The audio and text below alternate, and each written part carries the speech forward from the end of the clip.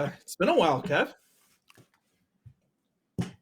Hey, yeah, I would say it's been never actually because everything's been scrubbed from the internet. If I had my way, This show has never existed. My annoying laughs, like the one I just had, have not pierced the ears of any listener ever. I think maybe we've had like 5 people listen to shit. Hi Pat. we Hi got up to Sophia. 5. I don't Holy fucking shit! know. I don't Hey, fucking know Jill. anything. Hi Jill. Um. So yeah, we wanted to. So today we're doing one of your favorite things. Yeah, this is the one thing that I wanted to do. I like this. I had fun doing it last year. The only thing that was missing last year was beer, and we've added Mm. that to the equation. What beer are you Um, drinking today? the same kind of local uh brew that Right. I always have. Right. You have your hoppy IPA local brew, or no? It's a what is it? I'm a Uh, I'm a beer snob. It's from a brewery. I think mhm. it's based out of Colorado, maybe. Yep, It's called Miller Lite, yep, and yep. I have a special glass that I can put two in at the same time. So Oh, there we go. We'll be taking minimum breaks 6. because I'm drinking straight out of the bottle, having myself an Allagash White. I love me an Allagash White. I think it was maybe the first beer I ever had. No, that's a lie. 312 was the first beer I ever had. I was like 18. And then The straight first the beer you fuck. ever had was you were 18. Yeah. Wow, you started late. No. Hold on. Let me think about this. I was 17. It was a Bush Light. It was a Bush Light when I was 17. I had a My 312 first beer shortly after. was a Bush Light when I was well. I can't count like half a beer that I shared in 8th grade. So my first like full beer was a Bush Light when I was probably 15 or 16. Yep. Well, actually, no. Now I think about it, when I went to when I went to Jamaica, I had a red stripe at the age of like 15. But no, I didn't really drink until after football season, until I was like done with football. I Do you want to was do totally your famous impression of the red stripe guy? the fuck. I have a famous impression of the red stripe guy. I was trying to bait you into something problematic. It would be But I hey, don't at even know. least I got you to say the F word, which we're supposed to be avoiding on YouTube. No. I think you're good as long as you don't say it several fucking times in a Oh row. fuck yeah, let's Yeah. fucking go. Oh, we're starting to get there. We're starting to get there. We're not going to get demonetized because we're not fucking monetized. Yeah, I don't All even have a right. joke. Anyway, Hey, anyway. Real quick before we start, I got the PFF mock sim set up. We'll talk about how many rounds we want to go. I think we do one, but if you want, I can set it up to go for 2, and then we see how we feel. Do we want to oh talk a boy, quick overview of this draft? I don't know if that's something you want to get into. We I know think that we people talk. talk about it being deep at wide receiver. We know that it is deep at like tackle, for instance. Well, let's go full disclosure here. So, um, you and I are not nearly as well versed on this draft as we were on the last I one. The Bears have tweeted fewer about it. picks. We already know what they're doing with the first pick. Um, and like, how much work am I going to do to figure out who the best guy that I want to draft at 75 is? Like, I've done like some work on safety, some because I I crammed kind of want that like a fourth that'll round work out safety. because safety I know by far the least about. So maybe we could put our heads together a little bit. I know the least about safety in IOL. I feel like. Yeah, that's fair. That's fair. Okay. Um, IOL, I have some. I've done some work on for how deep we're going. For instance, like I know a lot of people talk about like, oh, Jackson Powers Johnson. It sounds like Graham Barton might be the first center to come off, even though he's listed as a tackle on the sim, for instance. So like stuff like that, I at least I'm caught up on. But no, this yeah, is this I is mean, definitely one of the drafts that I've done the least amount of work. I've been busy. Anyone wondering? Like I've got a wedding coming up, so I've been busy as hell just trying to take care of that. yeah, that's why That's why I you've been haven't busy too. attempted to do anything. Yeah, I've been busy planning attending the wedding. What do you mean? It's I think my Strong weekends. arm. Hmm? What were you gonna say? Sorry, I was gonna say I was busy one day strong arming your hotel into putting another king in your room block. Right. I think I've just been busy because every weekend I have any free time. Sophia's like, nope, we've got all these things we need to get through. So Yeah. Man, those guys planning a wedding. Thank God mine was canceled due to COVID. Yeah. Because, boy. Money, bro. Anyway, no, I think we should just hop into it. But so the ground rules. So first of all, I'm going to say this. Maybe by some miracle we'll go quickly and get all the way to pick 75. I say just set it for 3, and if we want to stop after 1, let's just stop after 1. Nothing. You want to set it for 3. You want to potentially even okay. There's no rule that says that we Yeah. have to go all 3 rounds. All right, we'll set it for 3. Better to have it and not need it than yeah. The Browns' can't first get fooled pick is again. pick. The Browns' first pick is pick 54. I don't think I realized that. Well, they got a great quarterback for their first pick, Deshaun Watson. Oh yeah, that's right. He's Dumbass. great at getting massages. Maybe not for the masseuse. Anyway, Oh boy. yeah, problematic. Let's talk about it. Let's get started. Let me go ahead, switch on over. So we got 3 rounds. We're gonna go with the default settings because we're not simulating. So what the fuck are the like? I can set this to whatever I want. Yes. We've got all the teams selected, and we're just gonna get started. Do we want any pre-draft trades? Pre what? Pre-draft trades. Anyone going to trade up before the draft starts? No. Potentially. I'll say if I'm going to keep my eye on T. Higgins going somewhere, but Okay. I know I'm not going to predict that right now. Cool. Heads or tails? So what are we doing? Even if you win, you get the first pick and you get odds. Heads or tails? With the understanding that we're going to share all Bears picks, but All Bears go picks. heads. Yep. I'll go heads. And it is tails. So I get to go. Good. I wanted evens. Okay. What the hell just okay. And starts. Oh God. And Drake May. Really quick before we pick Caleb Williams, I want to add another little rule that we had last time. We each get 2 vetoes. We can veto each other's pick twice. Right. If we don't like it, we can veto. I like that. The other thing is if we trade, we officially control the pick those teams have, and if you trade, you still pick for that team.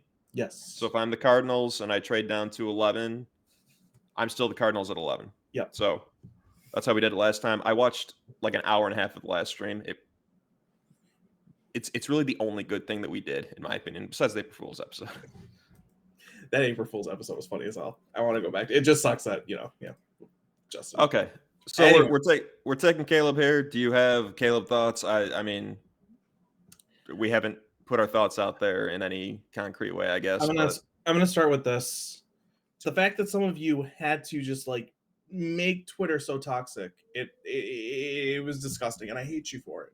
And also, Caleb cares is a wonderful thing. It's against bullying, and all of you motherfuckers who talk about his nails. I gotta stop swearing now because it's a little too much swearing. Yeah. The nails thing, right? And the dress thing and all of that stuff. And the crying after a game as mom, as somebody who played ball at a relatively high level in high school, right? And has broken down crying after losing a game because of how much you wanted it. That's all I'm going to say. So to all of you. Yeah. If you haven't gotten on board, because I've seen some people not get on board and they want to put up really insane expectations for a rookie, expectations that have never been touched by a rookie, even generational ones. To all of you, either get with it or start to question your fandom. Caleb Williams, it is. I just want to add, I've never cried about anything in my life. I am an alpha male, unlike yourself. You lack emotion. Oh, did you do the alpha male boot camp where they? I didn't, but I've been reading this guy Andrew Tate. He's got a lot of interesting things to say about. Oh God. Man, fuck you. You're all it's all homophobia coded, even though he's not even probably not even gay, but it's all homophobia coded. It's all nonsense. And honestly, even if I mean, what? Here. Anybody who has lingering questions about Caleb, and I have a few, but I mean, who in God's name are we redirecting to this guy that why he'd need it? But I got to say, start Kyle Orton on Twitter. The man has done incredible work on Mm, Caleb. Great article on Windy City Gridiron, I think, or now the Bears, whatever the Bears hell it blog. is. Bears blog. Yeah, great article explaining his pretty high time to throw percentage. Yeah, could alleviate a lot of the concerns. There's still some. The time to throw still is a little high. He does have some Zach Wilson-y moments, but they're few and far between. And a quarterback that's been talked about the way that Caleb Williams has been talked about for 2 years, they just don't fail. James Winston is like the closest to a quarterback that's been talked about in the same way that Caleb Williams is talked about. That wasn't that good. Everybody else has been an absolute hit. So Also, if Kyler Murray was just our quarterback, the odds are strongly on the side of him being a very good quarterback. Of course, you have to take him. I'm thrilled that we're taking him, and I assume he's going to be extremely good. since I see a lot of shit talking about like some of the last first overall picks at quarterback, Kyler Murray was our quarterback. For instance, we would have made the playoffs last year. Probably got deep into the playoffs last year, at least to the divisional round. And so, like, I look at a lot of the things that people say. For instance, Layla Rahimi and Lawrence Holmes. Why do we have to bring Patrick Mahomes into it and his shitty supporting cast? We all saw how that ended up. Like, he doesn't have wide receivers and he still won games. And you could tell that the offense, when it wasn't churning, it wasn't because of him sitting there being indecisive. Right? So yeah, I just want to throw that out there. And I do think Caleb, I haven't watched a lot of him. I've watched enough to feel very confident in him. Like, I see the floor being very high. It's the ceiling that I have questions about. Can he get anywhere near some of the expectations we've put on him? So, with that, we've come to the second pick. So this is why I wanted evens. I think we're on the same page, but I'll say this really quick. I'm starting to do the same thing that happens to me every year, where I say that I'm not going to let the rumors and stuff get me, push me off my original opinion that I know is correct. The smoke screen is starting to sway me the slightest bit. What do you think, JJ McCarthy, Jaden Daniels? I don't so see it, everybody, I would say the majority, I would say the odds-on favorite for this pick on any betting site is Jaden Daniels. The logic is it's something. So somebody somewhere has some logic. I think Ben Solak put it best, in my opinion, is we just saw Justin Fields go for a 6th-round pick, right? A future 6th. And we think that a team is going to spend the 2nd overall pick on a skinnier, worse Justin Fields. Yeah. So once we ultimately allowed Jaden Daniels to be drafted in this mock, we could get into a little bit more. But the pick here is Drake May. I think this is a Stroud thing where everybody's just overthinking it, and then once the time comes, clear heads will prevail, and the correct quarterback will be taken. I will say I was an idiot last year about Stroud, so it's not even – I'm like the worst one to be even saying that. But clearly Drake May is QB2. There's not anyone anywhere close. He'd be QB1 in a normal draft that didn't have a legit generational type prospect like Caleb. It's Drake May. He's got the Herbert stuff to him. He's got the Stafford stuff to him. He's faster than both those guys. And he's run the air raid offense, which is what, unfortunately, Washington's going to be doing. It's Drake May. It's, of course, Drake May. If it's not, I'll lose money because I put a lot of money on it on DraftKings. But what do you it's Drake May. It's Drake May. Before I make the pick, what do you say to the people who say, what is it, the Moneyball line where they say the same thing about Drake May? If he's supposed to be a great hitter, why can't he hit? Like, a lot of people have this argument with Drake May that there are just a lot of errant throws in his game. I don't see it as much. I don't know if I'm watching the wrong tape or what. That's one thing. So I'll say you will see like some real dumbass plays. Yeah, But like, I don't think it's I feel like it's I don't think you overblown. should I think it's wrong to scout the worst plays. Like if he has 2 bad throws out of 30 some in a game, I don't really care as much about those 2 throws. I care about how he attacks the field, and he's constantly trying to push the ball downfield. He's constantly trying to hang in the pocket. He will make throws from angles, from platforms Mhm. that, you know, again, nobody besides like Stafford even attempts. It's that's what I care about scouting. I don't care about scouting the negatives. Like if you scouted the negatives too hard, which I think is how we both missed on Anthony Richardson. We cared too much about the spotty accuracy at times that could be cleaned up, and we didn't care enough about the good, I guess. Yeah. I mean, I agree there. And I do think there's some things that you can do because, like with Richardson, the few games that he has played, they did hide a lot of that and they worked to hide a lot of the issues that I think we saw. And he looked great because they did that. So, um, we're going to go ahead Yeah, and take, so Drake May Drake May. as boom. Cool. So now it's me. Yeah, I left you with a tough one here, I think.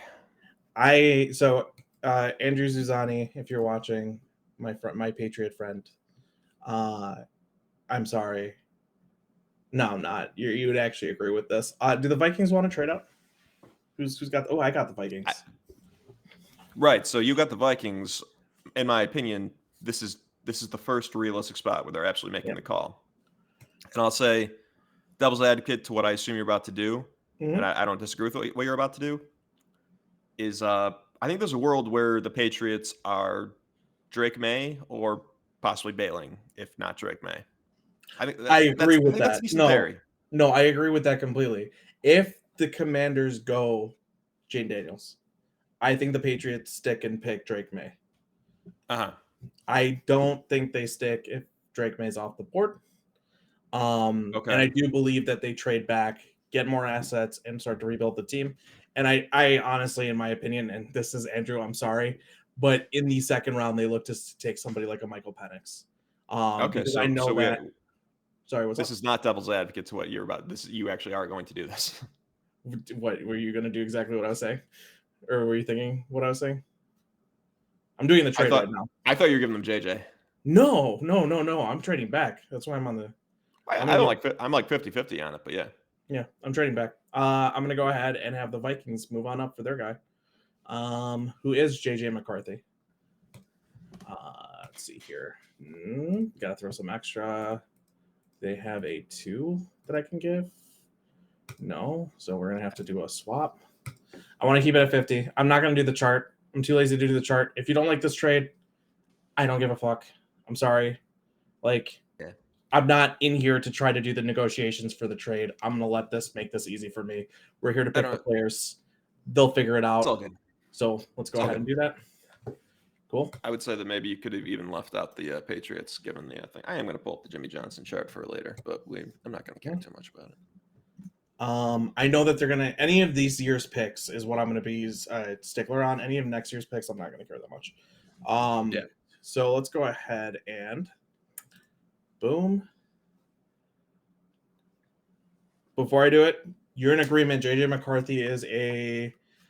I don't like JJ. I'll be honest, but he's a scheme fit for a Shanahan McVay style offense. Actually, I think he's more a scheme fit of a Shanahan offense. I think the McVay offense, and people always want to pull these together, is a little bit different. It's a lot more 11 personnel. There's a lot more drop back pass game that has been incorporated into the McVay style offense. Yeah, I feel like Since, McVay loves and O'Connell by extension really loves like sale concepts and stuff that yeah, I don't think is ideal for JJ, but I think I JJ don't can hit care. a good corner on the right It ain't side, my team. It's a but team that I hope I yeah. hope fails. So, but So yeah, I think he's I saw a comp lately, Alex Smith, and that spoke to me a little bit. I like that. I didn't like Alex Smith when I was 14 years old in 2005. Um, but I think ultimately I was probably proven wrong-ish. And that's how I feel about JJ. I don't see JJ as a first rounder. I see him as like Man, I was mean to him after the national championship, but I've come around on the idea that like he's like a Can we, second rounder. can we talk about this stuff really fast? So people talk about, Yeah, oh, you can't get mad at him because he wasn't given a lot of workload. Look at the games in which he was given a lot of workload. For some reason, Michigan said, hey, when we're playing scrubs and cupcakes, we're going to give JJ McCarthy the ball so that he can look good, right? And he did. I mean, he relatively looked good against like a Bowling Green, right? Was it Bowling Green that they played? I can't remember who was on there, but they looked. He looked fantastic when he played scrubs, right? I'm talking by ESPN's FPI ratings, I believe, defensive rankings, bottom 75 in the nation, right? Looks fantastic. Then they do it any other game in which they gave him, outside of Ohio State, I want to say, they gave him a bigger workload against any defense that was better than that. So we're getting into like Alabama. He looked like shit. In fact, against Bama, the only reason why I think they started to slip up in that game in the middle of the game was because they ran away, they got away from the run game and said, "Hey JJ, how do you feel about trying to make yourself look real good? Because I'm trying to get you drafted." That's honestly, it felt like I was talking to one of my friends. It felt like Harbaugh was like, "Let's make this a showcase game for you." They started to pass the ball. Their offense stalled, and then they got back to the run game in the fourth quarter. I'm just yeah. saying. I So It's like, not. I don't think that's the exact mechanic, but it's not a crazy way to read into it. it's it's difficult for me to explain really fast right here because I feel like I need to get into it a bit. But you watch games in which he plays good defenses or like decent defenses, and the argument that some people will make about like Caleb Williams, which I think is incredibly unfair because it's just about wins there, whereas he still looks good in those games, right? That argument should be made with JJ McCarthy. I'm throwing that out there. Yeah. So I'm just saying the improve his draft stock thing. I think the reality is that Jim Harbaugh legitimately does think that JJ McCarthy is the best quarterback in this draft. I think he had absolute faith in him. I think he thought Washington's gonna start stacking the box now. Let's unleash JJ a little bit, and JJ played poorly in that moment. But I legitimately think that Jim Harbaugh thought that for the same reason that I think JJ McCarthy is about to go with the third or fourth pick in Yep. this actual draft. People like him. I don't see it. You don't see it. Yeah. I'm also unwilling to go completely off on the limb. I'm going to appeal a little bit to authority because I do understand the Oh no, you know I'm fine with being an asshole about this and saying I think the NFL sees this wrong. They talk about the money down stuff, and then I watch the games, and the reason why the money ball stuff works is because the box is so stacked that even on third and long, you have 8 guys in the box because they're running the ball so often that even on third and longs, they ran the ball a significant amount. That JJ has a wide open crosser on a play action concept or a yeah, rollout I'm that it saying just makes it easy. And I'm what sorry, I'm like, saying oh, what money I'm ball saying shit, is money what I'm downs. saying is my eyes see a fifth rounder. I'm going to appeal a little to authority and say maybe it's a second rounder because a lot of the advanced stats do Oh my, yeah, players with the specific combination of a dot, big time throw percentage, pressure to sack percentage, and it's all explainable for reasons that you said, but it's also there's some skill in there, and he is very accurate over the short, short intermediate. He's not afraid to throw it over the middle of the field. There are like on paper, he does seem like a pretty good quarterback prospect. Just when I watch him, I think he looks like dog shit. So I'm just splitting the difference. I'm going to say fine. If you want to take him in the second because there are tangible reasons to do so, fine. I don't understand how it's gotten to this point, but let's go. All right, so JJ send in the McCarthy card, baby. to the Vikings, and you're up as the Cardinals. Yeah. So crap, I can't remember his name. Fort. He likes to wheel Yep, and deal. Monty. I'd imagine he's already got a deal in place with the Vikings, depending on how things shake out. Right. Yeah, Um, I might have thrown that off for you right there because I would agree if say the let's say it goes Jaden Daniels and then Drake May with the Patriots stick and pick like we're talking about. I think right here would be that spot. So yeah. So um,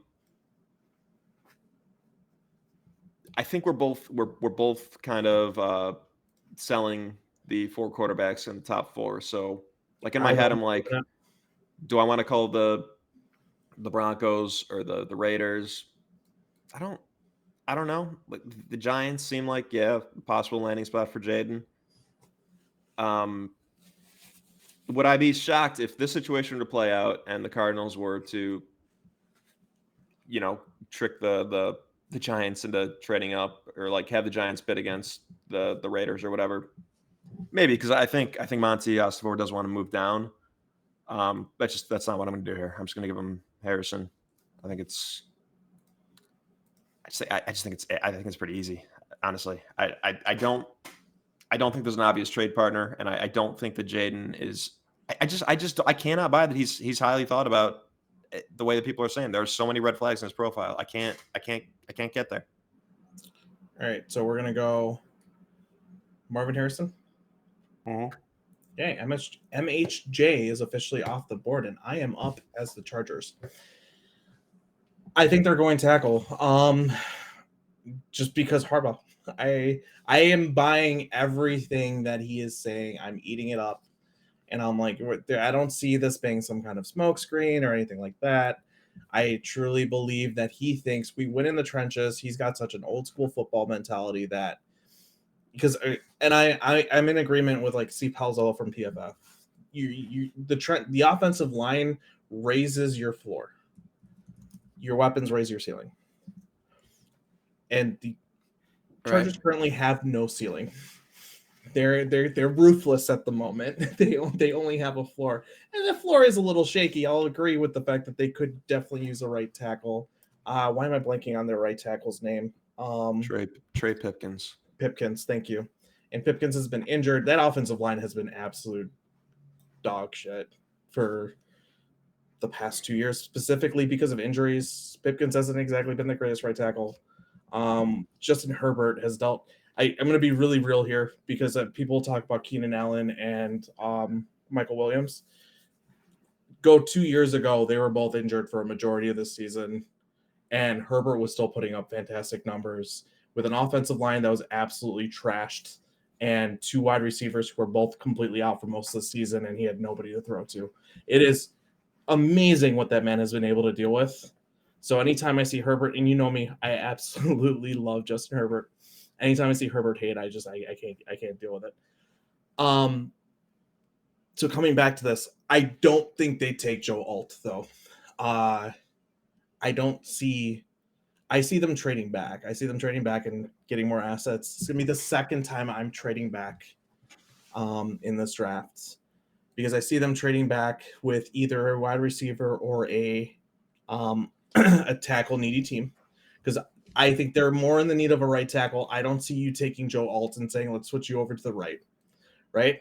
Because Rashawn Slater is a fantastic left tackle. Why would you do that? In fact, in my mind, when they trade back, they're more so looking at taking like a Fuaga or a JC Latham. Which is why I think they trade back. I think the value on the board here, unless they truly think that they need to take them now, the value on the board here doesn't make sense to them. So And who do you got as a trade back partner? so this is where I'm going to ask you. I'm phoning up. So I'm looking at a few different partners here. I'm either phoning up the Jets, right? I'm phoning up the Raiders to see if they're interested in Jaden Daniels because of the tie there. And the Broncos to see if they need a quarterback or something like that. I don't know if there's anybody left that the Broncos would like. So two problems with that. On behalf of the Jets and the Broncos, man, the Jets trading up for neighbors would be fun. Well, no, it wouldn't. I don't want to see them succeed with Rodgers, but Well, the Jets also need some offensive line help as well. I just think that they're more in the market for like a yeah, but they had I don't know. They yeah. got Tyron Smith and they got Morgan Moses. Like they added a couple tackles. And I they think can they're more slide in the Vera market Tucker for out. like a Troy Fautanu. If they were to go offensive line, they'd go for somebody who's got the versatility to fill in wherever, so that if an injury So happens, here's the two big problems that I have. So the Jets have a lot of ways they can go. I don't think they're going to move up, and they don't have a second round pick, so I don't think they can make a competitive offer to the Chargers.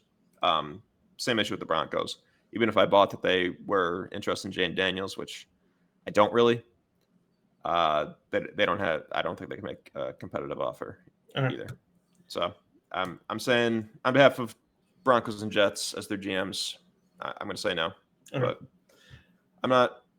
I'm going to You sell can still this. find it. You can still find a trade up. Yeah. Do we think that the Giants? So going back to you again, last thing, because you are the Giants. You see Jaden Daniels there. The Chargers make a call. Hey, Joe Shane. Wow, I'm blanking on GMs when I shouldn't. Hey, Joe Shane. We're getting a call from Tom Telesco, who's an absolute idiot and sucks at drafting. And he wants to trade his assets. Sorry, I hate Tom Telesco. I don't understand that hire at all. We're getting a call from Tom. Tommy Boy's, he's giving us a really nice offer to come up and grab Jaden Daniels before he falls to you at 6. You want to come up and get a guy or no? Huh. See, this is why our last stream went so damn long. Is that this is interesting? I got to think about it. I think after the top 10, we'll start moving faster, but there's a lot of movement I think that can happen in the top 10, and that's the issue. Yeah, I'm not.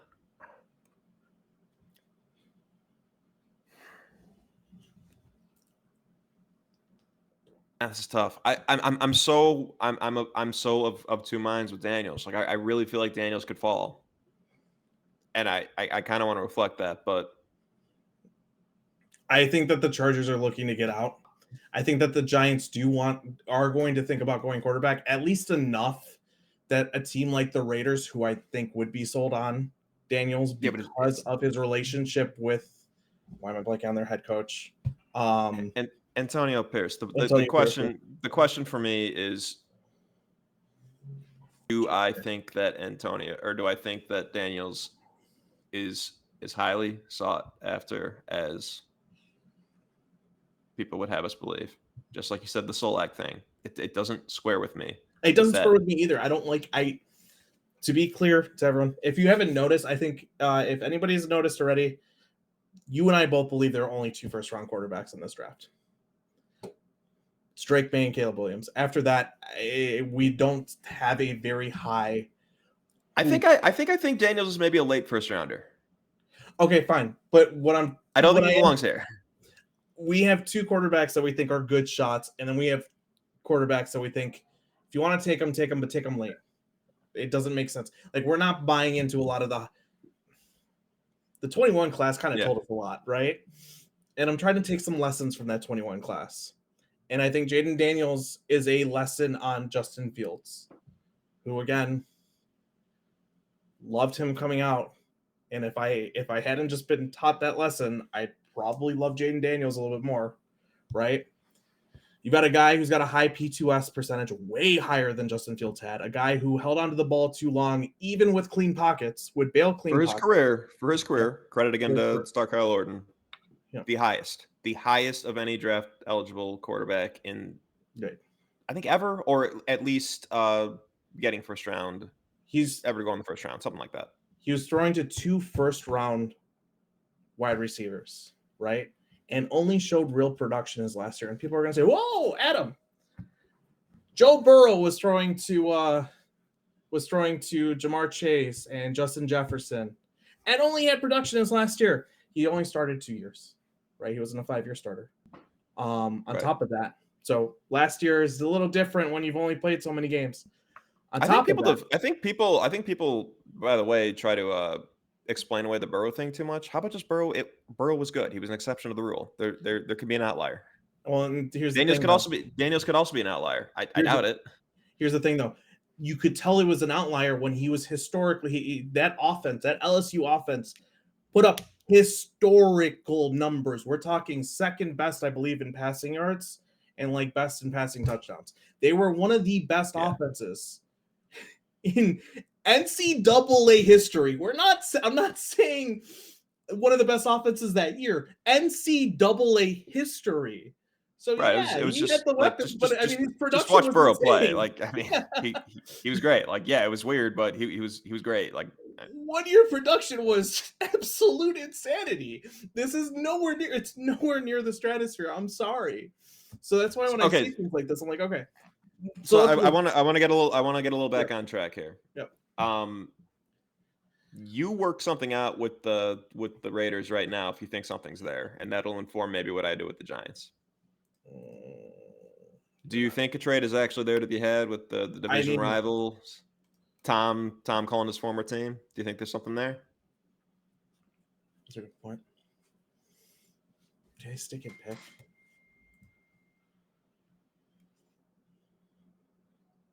The division rival thing, you don't hand a quarterback off. Depends on how they feel, right? Can you get a? You would need to charge them a tax. That's a good point. I didn't even think about that. You would need to charge them a tax here, right? And on top of that, you would need to feel fairly certain that you feel the same way I feel about Jaden Daniels to do this, right? Yeah. I'm not going to make that bet on behalf of them. So Okay. I'm going to stick and pick, which means Yeah. that So I'm on behalf of the whatchamacalls, the Giants. As a result, I'm saying I don't believe you. I don't think you have a trade. yeah. So on that note, oh, who do I take? We called Tom Telesco. He tattled on you. He said there was no trade. You're lying to us. I don't think Tom Telesco is smart enough to know. You've severed our relationship forever. I don't think Tom Telesco. I think Tom Telesco shits the bed. He actually might be dumb enough to do the thing that I said, tattle on on the other team. That's not something you would do. Actually, that's good. Yeah.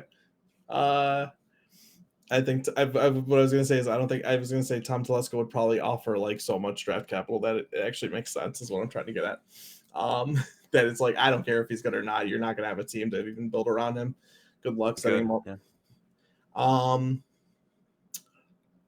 Oh, I'm gonna do something crazy. Can I go Latham in the top? I'm gonna go I gotta Tracy. say, I did a little pre-draft cramming because I was pretty good with offensive tackles last year. Yep. I kind of like Latham, man. Do you? I'm gonna do Yeah, it. I didn't think I was going to. I think he's got a little. I wrote a big Darnell question mark in my little note. I'm gonna do it. I think because of the trades, I don't think he looks all that. I personally don't think he looks all that great on tape.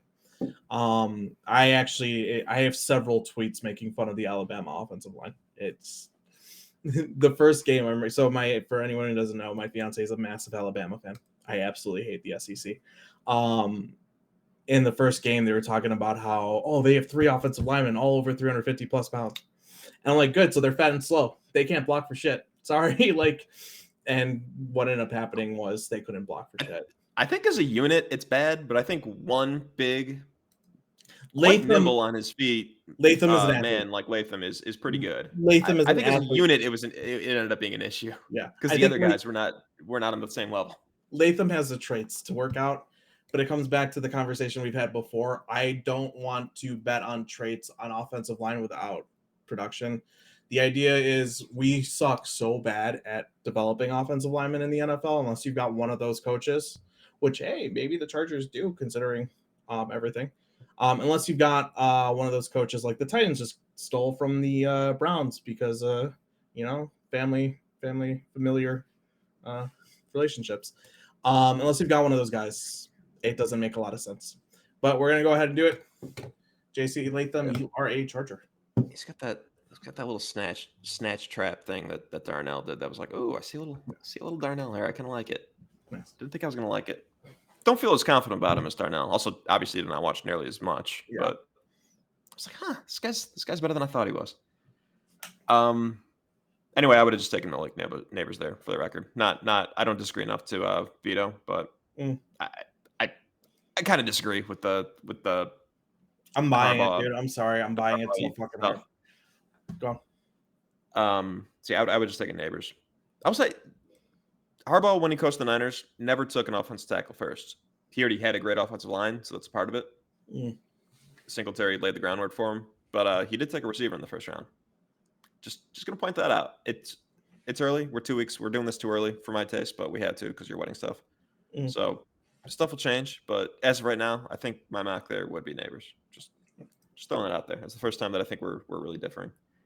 I have a tough call here because I really have to decide for myself whether, again, the Giants care about Jaden Daniels, and if not, which of these two receivers do they prefer? Because a lot of people seem to think that if they're to take a receiver here, it would be Odunze, even though I think Neighbors is clearly the better option. They're not going to go offensive line because that offensive line is. It's bad, but they got I mean, their receiver room is also.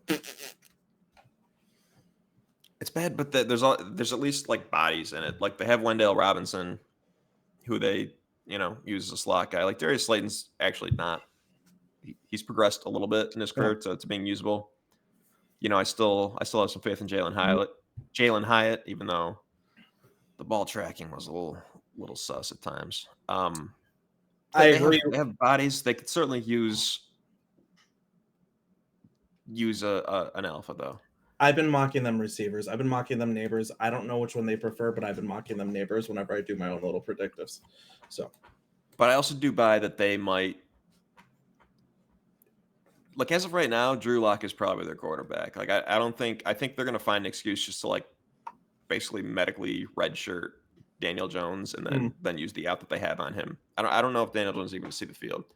So I think they'd really like to take a quarterback here. Man, it'd be really interesting if we got past 6 and Neighbors and Odunze were both still on the board. It would also be less interesting for this mock because then we would just know what we were doing at 9 for the Bears. With that said, in this situation, gun to my head, I don't think they're going to go into this season with. I don't think they want to go into this season with Drew Lock as their quarterback. I think somebody likes Jaden Daniels. I don't think everybody shares the same opinion that I do. I'm gonna go Jaden Daniels. Final answer? You have a veto. But yes, final answer. I'm not going to veto it. I'll let it happen. All right.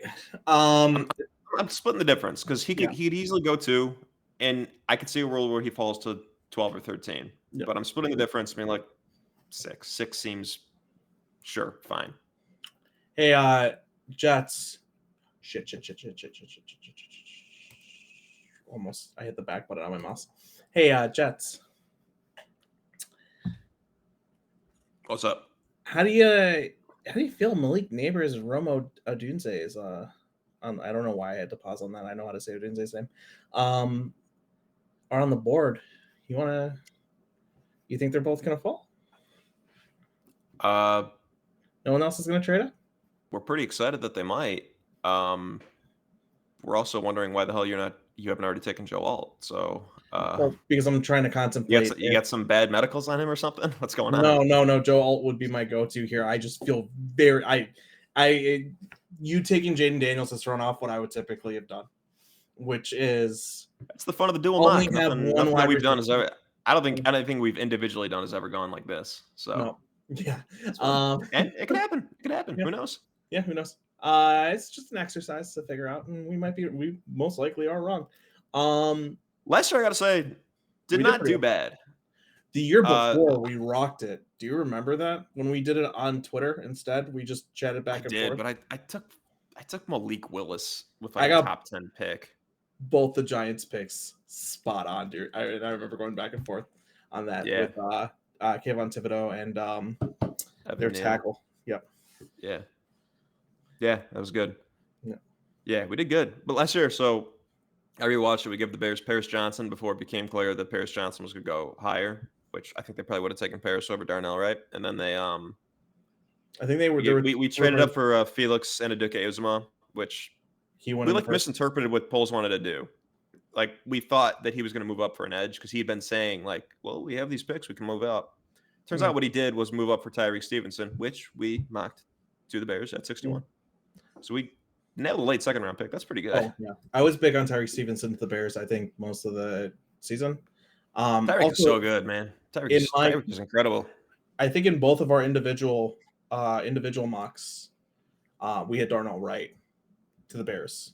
Like the final mock I had Darnell, and I think I also stuck with Tyreek as one of their picks too.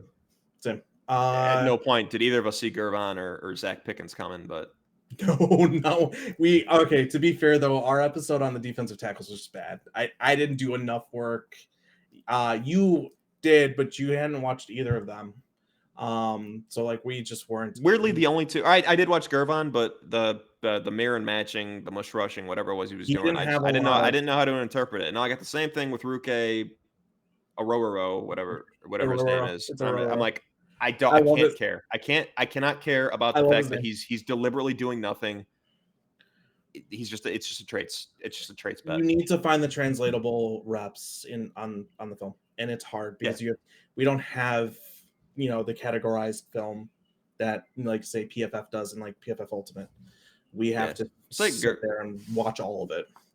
and weirdly, so I was like a bigger fan of Zach Pickens when I rewatched Mhm. after the fact. But I mean, Gervon's the one that flashed a hell of a lot more than Zach did. Yep. So, But no, so that's why I just feel weird about them both being there, and I feel weird that after this pick, both of them will be there.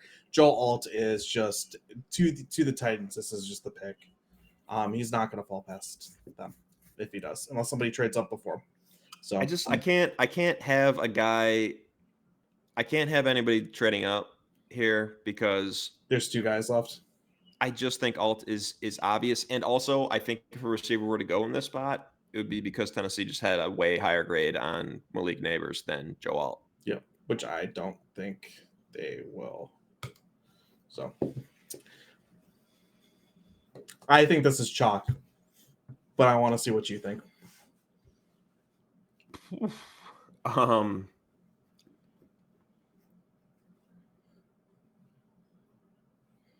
think this is chalk. Dallas Turner. I think this is chalk. I think Dallas Turner goes here.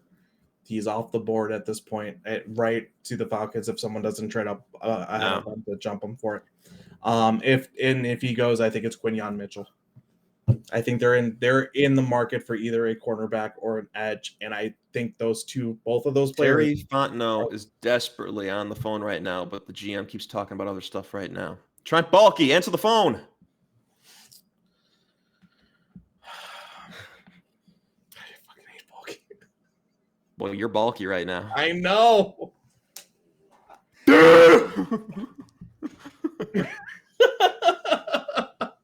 I had to look down and find the Jags. They were like right there.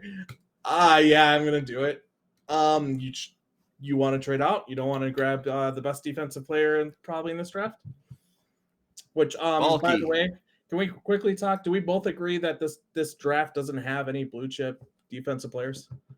Maybe right below that, but there aren't. Like Quinyon Mitchell, I think is close, but yeah, I think I'm like leaning right now. Maybe I'm leaning like Terry and Arnold is my favorite, but it's all so close. And like, yeah, I can make an argument for like 10 guys, and none of them are like I'm super confident in. Yeah. I'm more confident in like 10 offensive guys than I am any defensive guy. We'll come back to this when we get to 9. Because I have a full conversation I want to have with other Bears fans about this just real fast. Yeah, so I'm Terry Fontenot right now, and I'm asking you for 17, 48, and 114.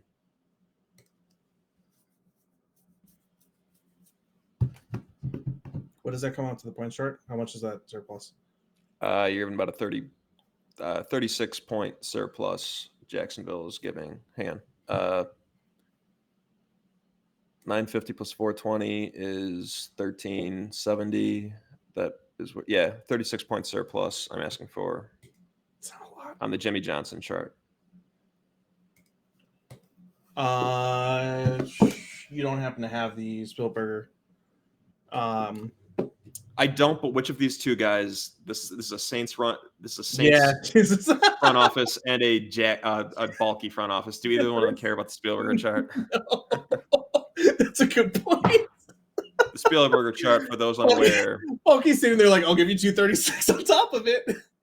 Yeah, the Spielberger chart, for those unaware, is it's based on historical player value. What each pick is typically worth on their second contract. Is that how it goes? It takes the pick and then the a 5-pick range of that pick, right? And then the historical second contract that those players would get versus the top 5 contracts adjusted for inflation of the cap in the market. Is the quickest and dirtiest way that I can explain it. It is, if you have not read the draft stage and you care about stuff like this, please do. It is a phenomenal read. I just had an ad play through my headphones, so that was scary. There's like an ad on one of these web web pages that I brought up. I was like, what the hell is going on? Why is Adam talking about the Ford Tacoma? What happened to his voice? All right, so I'm gonna accept this. I think I feel like I should play hardball, but I think you gave me way too fair of a trade based off of that chart. I think it's a I have different feelings myself, but we are talking about, in my opinion, the worst standing. Oh, Telesco's still back. No, the worst standing GM. He probably should never have gotten another job after the 49ers, but the worst standing GM in the NFL. He got, I mean, even with Singletary, he got them legit Pro Bowl talent in the draft, and that's like a lesson to don't overvalue a GM because he got lucky in a few drafts, basically. Yeah. Eventually, it's all going to even out because drafts are a crapshoot. The process is what matters, and his process is ass. Yes, it is. So yeah, Neighbors or Odunze? Who do I want to fall to the Bears? They've got so I'll say this. So they've got Christian Kirk, they've got Zay Jones, and they have PJ Washington, and they signed who the hell they signed? They signed a speedy guy, Gabe Davis. So Davis is kind of an X. Jones is also XE. Kirk YZ ish. So they need a. But I would say the YZ ish, the thing that could be interchangeable with Kirk, is probably where they would be going.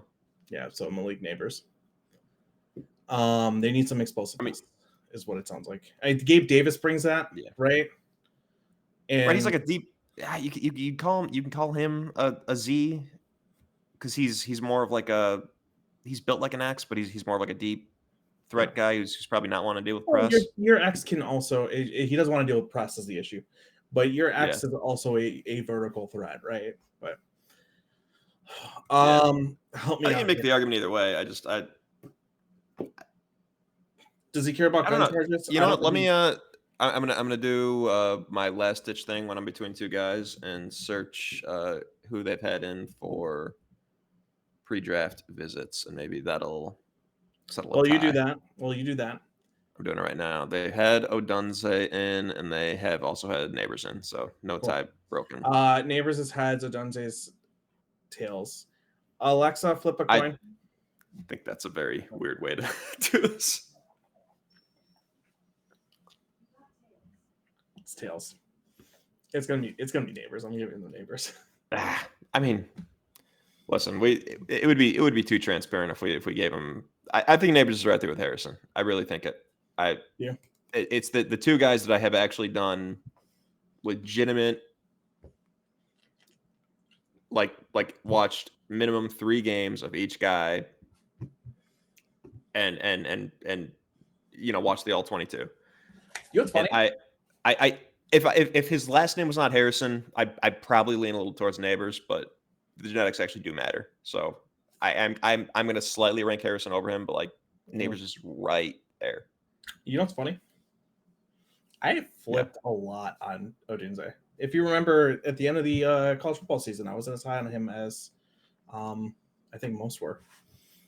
And I have. I like him a lot. Now, like a ton. Like I'm excited. I want him on the Bears pretty bad, and here we are. Before we make this pick, what do you say to the Bears fans who say, well, we've got 2 wide receivers, we have an edge spot that's missing, and it's a need. We should draft for needs. Well, you never do that, obviously. PPA, baby. I mean, just obviously don't ever do that. I do care about I do care about things such as where's the room on the roster? Will Rome Odunze be able to get on the field, for example? Mm-hmm. I do care about that to some extent. But the easy answer there, and I'm willing to have a slight discussion here about what the Bears would actually do before we send in the pick, even though we both know Mhm. what we're gonna do. Yep. But uh they have not signed Keenan Allen to a contract extension yet. I think that's strategic. I think they probably will after the draft if they don't get one of these top three receivers. That's my guess. Yeah. Um, Conversely, once they don't draft an edge, I think they'll sign Carl Lawson or bring back Ngakwe or one of the other, street free agents. I think they're waiting to see what they do. Mhm. But Poles is a BPA guy. He's not a needs guy. He is. Some people are needs guys. I've never gotten the feeling that Poles particularly cares what their needs are at all. I think 3-tech last year kind of threw me off, but I would agree. I think the doubling up on 3-tech, which I'm going to be clear here too. I've seen a lot of arguments on why did he double up? You should double up? If you have a big hole, double up because your chances of hitting go up significantly by taking Yeah, your another chance shot. on hitting anything late in the second round is pretty low, Yeah. especially at defensive tackle. But But if if you have you two double guys up, with traits that you like, you've essentially doubled your chances, and you brought it you just from, want one to be good. And it sounds like my guess would be just based on how the first year goes, Dexter's going to be usable, maybe a starter, and yeah. Pickens is probably going to wash out and become nothing. But that was the whole idea. Yep. And maybe we'll So, get lucky. Maybe Pickens will flash. yep. You want to get that chance up to a coin flip, and by doubling up, you're much closer to a coin flip later in those rounds. You should. I would double up at safety this year, for instance, with our later round picks. I would have. Now, I don't give a now I thing backed up. safety that much. Now I've backed up a little bit. I don't know now. Okay, sorry. Before we had taken Kevin Byard in free agency or before free agency, Yeah, I was doing that. Now a little bit less. Also, we don't have the picks for it, for yeah. me to see it. But when you have the picks, you should double up. I hate that argument. People would make like I've seen people call Poles stupid for it, and I'm like, oh, he wasted a pick. You don't understand how the draft works. Wouldn't it be funny Draft if we got one all the way down number. to? Wouldn't it be funny if we made it all the way to 75? Like started going pretty fast, and then traded back into the fourth round to like, well, we don't have enough picks. Let's. That would be funny. But I want to quickly make a point on Dallas Turner. As I asked, we had said, sorry, I didn't mean to do that. I had asked you, are there any blue chip defensive players? I do think that Dallas Turner can be an impact defensive player. I can see him being good, right? Yeah, Let me yeah, explain for something sure. to the people who are arguing against this. Look at the consensus ranking. It's consensus 9. Oh, top 10 pick. When you see the variance you see in his rankings, that tells you how uncertain people are. The wisdom of the crowds doesn't know, is he actually a top 10 pick? Or is he the 21st or the 16th? Or I gotta stop clicking on him. The 14th? Or is he number 5? Right? He's a top 10 pick because the consensus worked out that way as you average it out and start to pull it through versus everybody else. I do think this is where the blue chips end, is once you get to like Odunze, it really is just these guys that to me are, hey, you've got a pretty good thing going if you grab one of them. So I just wanted to bring that up real fast. Yeah, I don't. I feel a I little mean, bit more warm and fuzzy about Dallas Turner than I did about Will Anderson last year. I don't consider him a better prospect than Will Anderson, I don't. especially in hindsight. But like, I think the lessons that I learned from Anderson, being a little better than I thought he was going to be, has carried over into like Dallas Turner is also like a super athletic kind of speed to powery guy, and I like him. I think you I saw a lot just more on Anderson in tape than you did with Dallas Turner. Dallas yeah, Turner was productive, but but I I also didn't see Darnell Wright end his life. So right like fair. that, but yeah, I like Turner. I like Turner. No, and let me be clear. I'm bringing that up because if Odinze is on the board, we Let me be only clear. have Keenan Allen for another. We only have Keenan Allen for probably a year, unless we extend him for another year after that. He's old. Eventually, we're gonna need a second wide receiver. Wide receivers are not as easy to find as people think they are. Number one wide receivers are not as easy to find as people think they are. Odunze is basically going to start hitting his stride as DJ Moore is starting to age out. You want that transition. I think this is a very smart pick in so many different ways. Yeah. That So I yeah. I think so. Back to the original point. Like yeah, Adonze. he'll slide right in. He's even got a little slot ability in him. Mhm. That's probably not where like they'd all be a little interchangeable, the three of them. Right. But our third receiver right now is Tyler Scott, who I think he's a perfectly good 4 who could elevate himself Mhm. to a 3 at some I point, think but he'd be a 3. I don't think he's a 3 right I now. think this is more future looking though, because wide receivers don't typically have a great first year. They typically hit stride by the second year.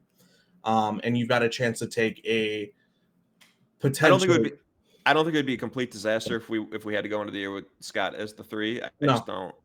right. I'd prefer not to go that route. So yeah, it's My very argument is obviously a this. need. It goes beyond like again, we could let Allen walk, have Keenan Allen for 1 year. He's going to decline. He's probably not going to ever come close to replicating what he just did. Odunze takes over that role in year 2. Mhm. You know, with great tutelage from Well, Allen, by the way, as and mostly an outside guy instead of a slot guy like Allen is. But I agree. I guess what I'm trying to get here at too is what I'm arguing for is not for us to trade up for a wide receiver or anything like that if we have to. If Odunze's on the board, I don't think you pass on Odunze because you need an edge, is what I'm trying to say.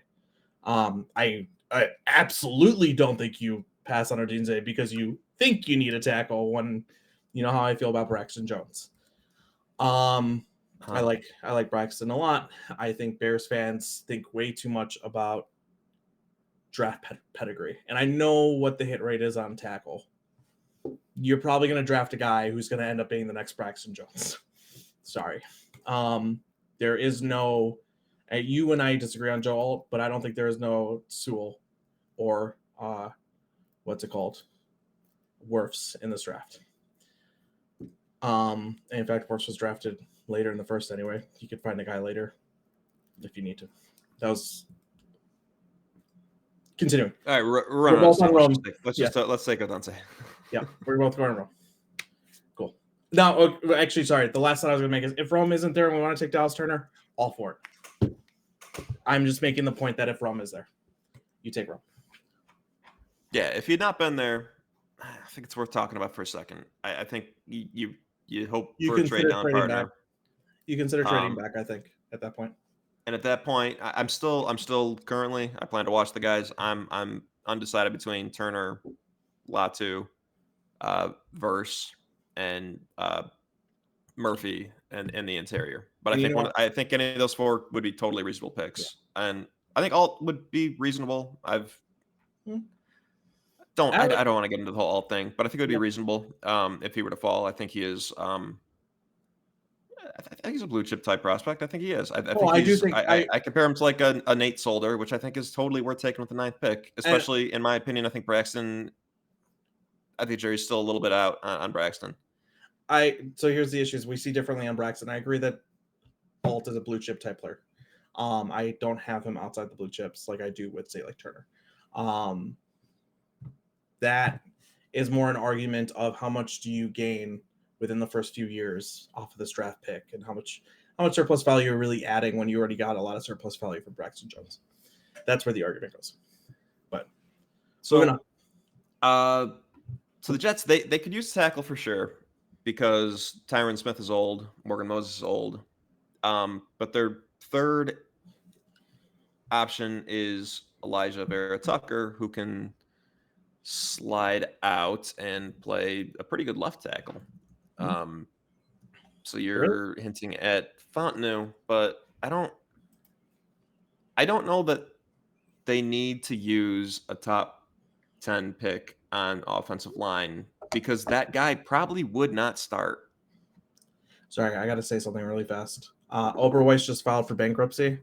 As a former Cold Stone employee, Ooh, and as a ice cream enjoyer, I gotta say, oh Cold yeah, no, I Stone agree. is absolute trash, and Overwatch is much better. I have to disagree with you on that. And I just had Cold Stone recently, and what I make if you got to Cold Stone puts it up to you to be creative, and if you're creative enough, you can make some fire shit. Just saying. So I think the Jets definitely would. I think receiver is what they would consider their top need. I think this is the last time I'm going to want to pause and have a quick discussion about something. Now that we're getting Yeah, outside the top 10, Brock Bowers is a blue chip tight end. If I think you would agree, right? I'm gonna take Brock Bowers here. Oh, good. Okay. This is the first spot that I think Brock Bowers makes sense. Yeah, It's a Sam Laporta spot, right? And you gotta hope that he hits like Sam it's Laporta the because spot.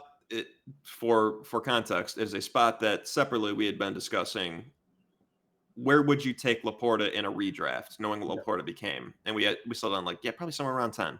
yeah, it's that surplus value. I there are better people than me to speak about this, but at pick 10, you're looking at paying Brock Bowers, I think later in his contract, like 5 million on the cap. On the cap, not cash, right? Yeah, Um, you're not getting the rookie contract bump at tight end as you are with yeah. many other The positions. franchise tag at tight end is like 13 million, I want to say. Right, you're not Um, the you're franchise tag for a wide receiver is 22 or something like that. So but if Bowers is truly special, if he's Laporta right away, which I think is probably a reasonable expectation. And yeah, I think it's fine. They have Tyler Conklin. They released CJ Uzuma. mm, And I see the value in tackle. I don't see trading for Morgan yeah. Moses, signing Tyron Smith, having Vera Tucker who can move outside, signing John Simpson to play left guard, already having Joe Tippmann. You've already got your five. I don't think this is the spot for an offensive lineman. I don't So think they would start. I've been mocking them, Troy. I understand Brock. I've been mocking Brock closer to like 15. I But mean, the argument for Troy is that John Simpson's not so good a left guard that you couldn't just throw Troy Fontenot there and move him out to yeah. tackle The other at thing some too point. is you're But talking about injuries left and right. You've got a very fragile offensive line that's built, right? Guys who have massive injury history. You want a guy who's versatile that can play any role if he needs to. If he needs to, they're yeah, a plug and play starter in most positions. But we're gonna go yeah, Brock Bowers. we're going Bowers. Yep, 10 All right. offensive players off the board already. 10 out of 10. Yeah. Do we see the first defensive player now? That's up to you. I I don't don't think know. so. I don't think so. This one's hard. I'm not used to having the Patriots in this position. With that said, oh man, I am tempted to give them Brian Thomas Jr., but I don't think I'm going to do that. I don't think that's crazy. I think that would be an interesting little wrinkle. I also Yeah, I'm don't think I feeling. would lean that way, but it's not crazy.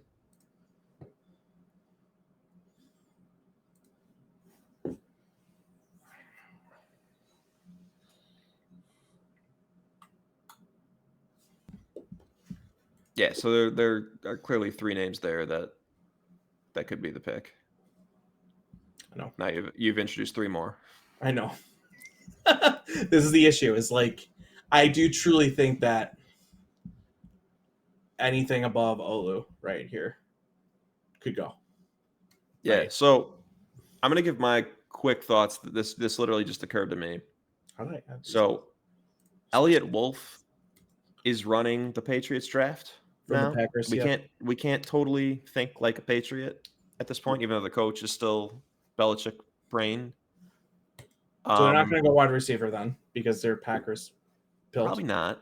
Yeah. Granted, And they're going to if go Wolf has those same thresholds that the Packers had, then Thomas does make some sense for them. True. True. Uh, Big, tall, fast. yeah, This was AD Mitchell. Shit. It's gonna be an yeah. So AD. I've got two more quick things to say here. Mhm. They went crazy on edges in like they took Rashawn Gary when Preston Smith and Zadarius Smith were still crazy productive for them. Mhm. So edge would totally be a consideration, especially if it's the first edge off the board. Last thing I'll say is Packers, huge thing for them is versatile offensive linemen with tackle, guard. That's the thought that just occurred to me. That's a good one. I think there are 3 to 4 great picks. I would say even the Oregon State dude Fuaga is he's also probably got the tackle guard versatility. He's got the tackle guard versatility. I actually think I might go Fuaga because I see more tackle in Fuaga anyway, and I think they could use the tackle. He does add that versatility to kick inside. The issue is, do I see him versatile on both sides of the line? Because that's another thing though with the Packers is it's versatility all over. Can you flip? And Fuaga feels like a harder flip for me than some might think. So like Troy makes sense.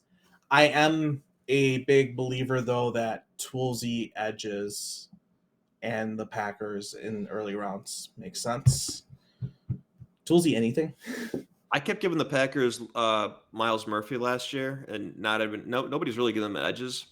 And I give myself half credit because they took Luke Van Ness. Nobody thought that was coming. Yeah, I'll be in. At toolsy edge. I think they go if they go wide receiver, they go wide receiver. Packers are notorious for like later round wide receivers, so I'm going to keep them off the board. You did say that they went edge heavy in free agency. Is that right? Did I hear that correctly? Because I can't remember what they did. Say again. I was very professionally texting my wife. What's up? They went edge heavy. Who did? The Patriots? Free agency? Yeah. No. Okay. So I'm gonna go ahead and I'm gonna give them Dallas Turner. Interesting. Okay. Most toolsy of the three. Would you not agree? Of the three edges. Toolsy, not tools in the toolbox, right? Not talking like I'm talking athletic traits. Yeah, I would agree. Yeah. So I'm going to go ahead and do that. I think I convinced myself that Fontenot was probably the pick there, but I respect it. Yep. And now the Broncos are mad because they definitely were about to take what's his face. They're going to take Bo Nix. Come on, Bo Nix. No, we're not. I'm not. We're Give not. Him Bo. Another great thing that we did last year is that we did not. It feels like ancient history at this point, but Hendon Hooker was like getting first round buzz. Oh yeah. At the time we did our dual mock last year, we didn't even take him in the second. Yeah. Which was correct. Yes. I'm rejecting Nick's Penix first round. Oh, 1,000%. The amount of shit I've talked about. And the sad part is, I think Michael Penix might be a better quarterback in the NFL than I kind of like Penix.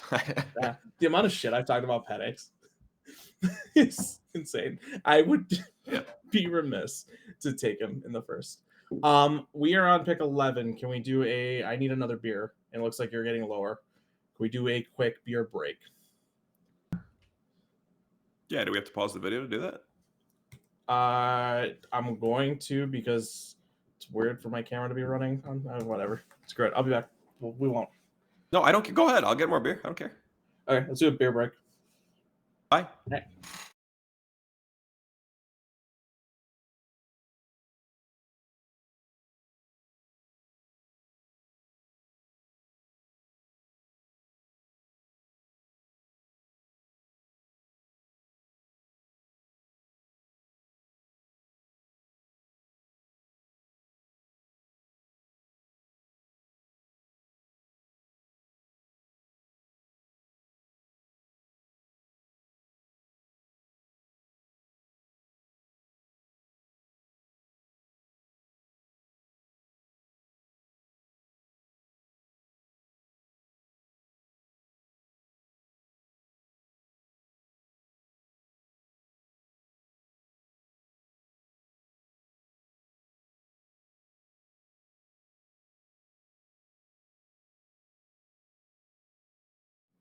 All right, that was quick.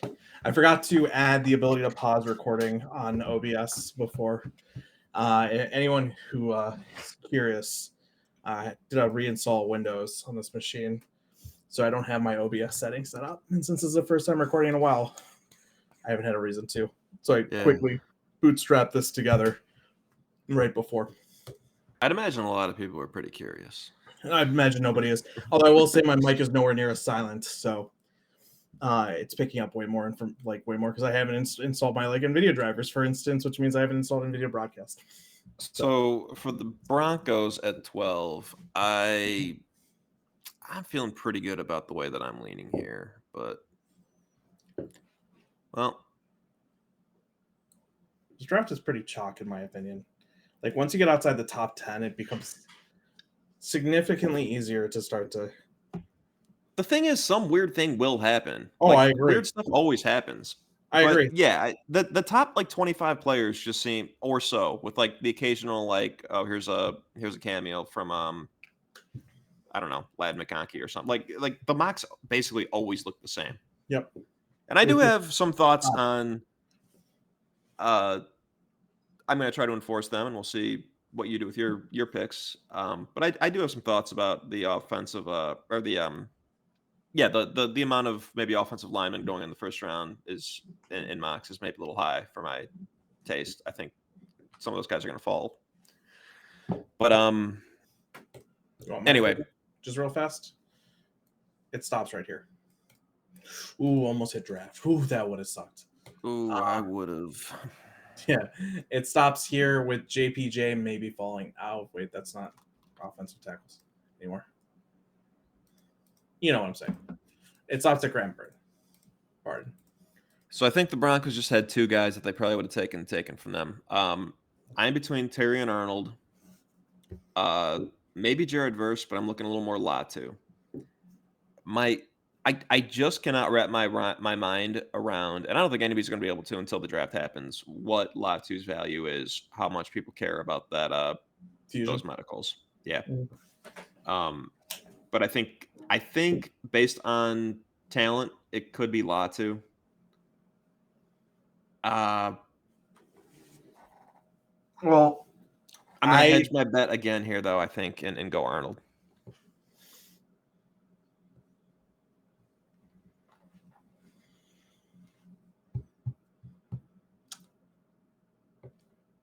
Patrick Sertan.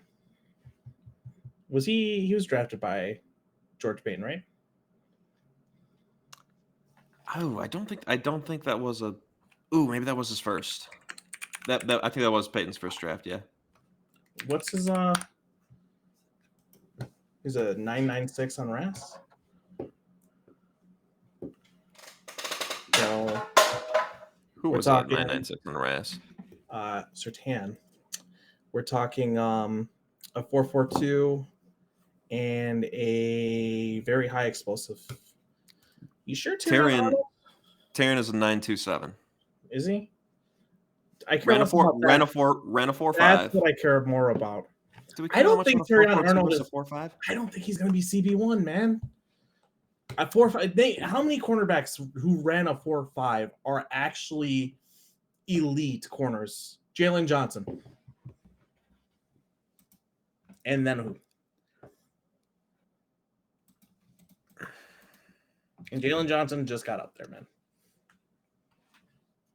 Um, And I think Jalen ran a 4.5. I might be wrong. it was around there, yeah. I mean, Arnold's most common comp is Jalen Johnson. I feel like, Yeah, I mean, I would agree with that. but Jalen went in the second, but he went in the second because of injuries. I think dropped him. I mean, I smell what you're stepping in here. I'm going Arnold, but you could use veto. I'm not going to because it's not that far out there. Like I'm saving my veto for not. I'm not going to use it for things that I believe. I'm going to use it for things that just are weird, right? This isn't weird, but throwing that out there. I don't think you're wrong for Quest. So did Sertan run a 4.42? That's honestly kind of faster than I thought he did. Yeah, Really? he was Okay. a good athlete. I mean, typically you see 4.3s on a lot of like Sauce. You see like You've 4.3s given me on a lot of these guys. you've given me something to think about. I'll say Because maybe here's the Peyton just really thing. likes maybe Peyton just really likes Alabama corners though. Yeah. You need, and the other thing too is like what was his, I mean, his 10 split, his 10 split wasn't as great. Patrick Surtan's 10 split. But like when you're playing a reactive position against extremely athletic wide receivers, like number one guys who run, in the 4.4s, right? And you're reacting to them. So you're already off their cut, right? Based off of your reaction time. So you better one have very quick reaction time and two have makeup speed. I do think athleticism, and that includes like agility speed, right? Agility, start, stop, smooth hips, stuff like that. Now, mind you, I also rightly mocked what's his name, Christian Gonzalez last year as a fantastic athlete at 16 to the Patriots. Got it right. We both did. Yeah, just felt like a Bill Belichick guy. And did not. his tape was not as great. So like, I'll fade them too. I'll fade athletes too, but I do think you need to be an athlete to be one of the first corners to come off the board. But moving forward, I'll agree with it. Raiders are on the clock. Trying to remember everything that's come off. Oh shoot. I think they're in for some OL help. I think this is where Troy might go. Oh man, Byron Murphy's sitting there too. Oh, how far is Byron Murphy gonna slip? Man, I'm really thinking about what I just did with Denver. Like, Vance Joseph's like a press man guy. I feel like I want Arnold as a press man guy over Quinion Mitchell. It's tough. Sorry, what's up? Yeah, I can see Murphy falling. Bama didn't play as I'd much say plus that, man with Arnold that they usually do, though. but I like Arnold as a press man guy more than I like Mitchell. I would disagree, I consider Mitchell more of like an off coverage guy. It's tough. It's close. I'll disagree with you, but that's fine. I mean, we could be seeing it differently. I don't know that I don't know that I have an opinion. I look more into it, I guess. Yeah, that's fair. D, I'm just gonna really quick point out the Raiders signed Christian Wilkins. I'd be a little surprised every time I think about this. Every time I've talked to you about if they this, want the I forget that they signed Christian Wilkins. So no, you're right. That's a good point. God, that contract was massive. Who do they have it left? Let me pull up Arlets. I should have Arlets up.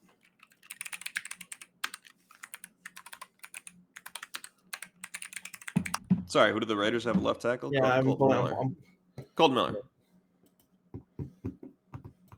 Good left tackle. Bad right tackle though. That I don't offhand. I don't even know who the right tackle is. Thayer Munford. I don't even think I know who that is. Oh, he's like young. 7th round, 7th round guy from Ohio State. How do you do? He wasn't their starter last year. Last year it was Jermaine El Lemeneur or something like that, who I think signed with the Giants. All right, Talius Fuaga, you are a Raider. Vito, before I click. No, love it. Cool. Would have done the same. Now this is tough because I think this is also offensive tackle, and I'm between the two guys that I think will go in the first for sure. Man, Olu is tough for me. So I watched him live a couple of times. I focused on him when he was playing against my alma mater. Golden Dovers. I thought U of I, by the way. Yeah. You do always think I do always occasionally trick you into thinking I'm smarter than I am by you thinking I went to Notre Dame. I just am a Notre Dame. I think U of I is a better school, but anyway, go on. Depending on what you go for. Sorry, I'm engineered brain. True. Admissions wise, though, just not even close. Yeah, no. Yeah, I watched him against U of I live, and I was like, man, he seems inconsistent. He seems lungy. He seems raw in ways that I wouldn't think that somebody who was supposed to be a top 5 pick last year, if he'd come out and went back to school, would still seem so raw to me. Then I watched a little bit of him today. For some reason, I decided offensive tackle is what I was going to cram today. And I came away feeling like he was like Broderick Jones last year from Georgia, who I think went the 14th pick.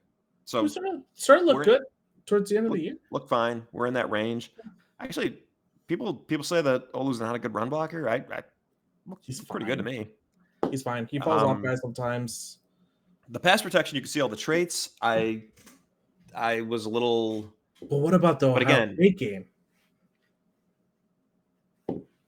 I did not watch that, and also when it was happening in real time, I was at a pumpkin patch having a wonderful time. I'll answer to that. I'll answer to that.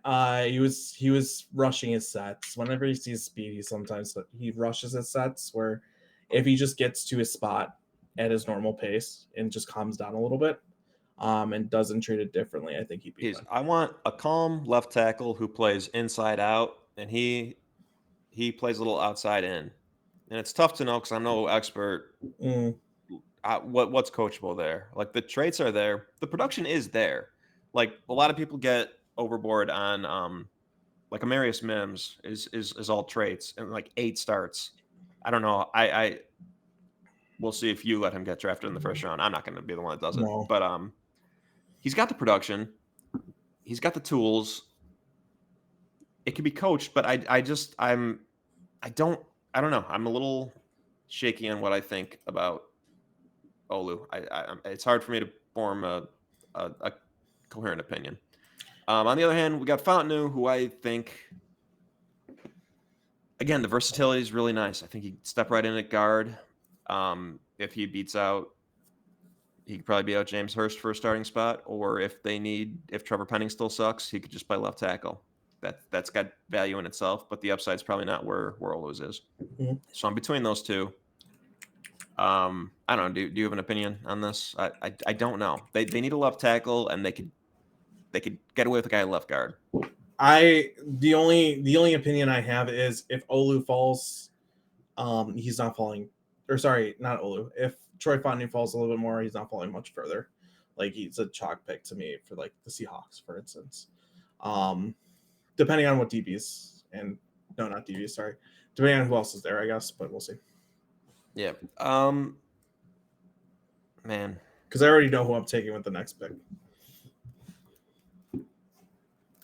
Yeah, I think we're probably on the same page with the next pick. Ooh, are we? It's gonna be interesting. I'd be surprised if we weren't. I'm gonna go. I truly think it's a coin flip, but I'm gonna go. I'm gonna go Fontenot. I'm gonna go Fontenot because he reminds me of Andrews, like the Andrews Pete pick that they made back in the day. All right. Guard who eventually did play some left tackle later on. Quinyon Mitchell, is that who you're thinking? Yes, sir. There we go. Dunk. Yeah, this is easy. If he falls to here, this is an easy pick. I mean, Ballard loves him some traits. I think he's evolved into it. I don't think he was always like this. I agree. But last year was crazy. That's couple with all the damn traits he was going. Last year was absolutely insane. He was just taking traits pulls all day. We're gonna go ahead and go. And they made the playoff, or then they were a game shy of making the playoffs. So I don't think. I don't think he's gonna stop. I don't think he's gonna argue with what seemingly worked.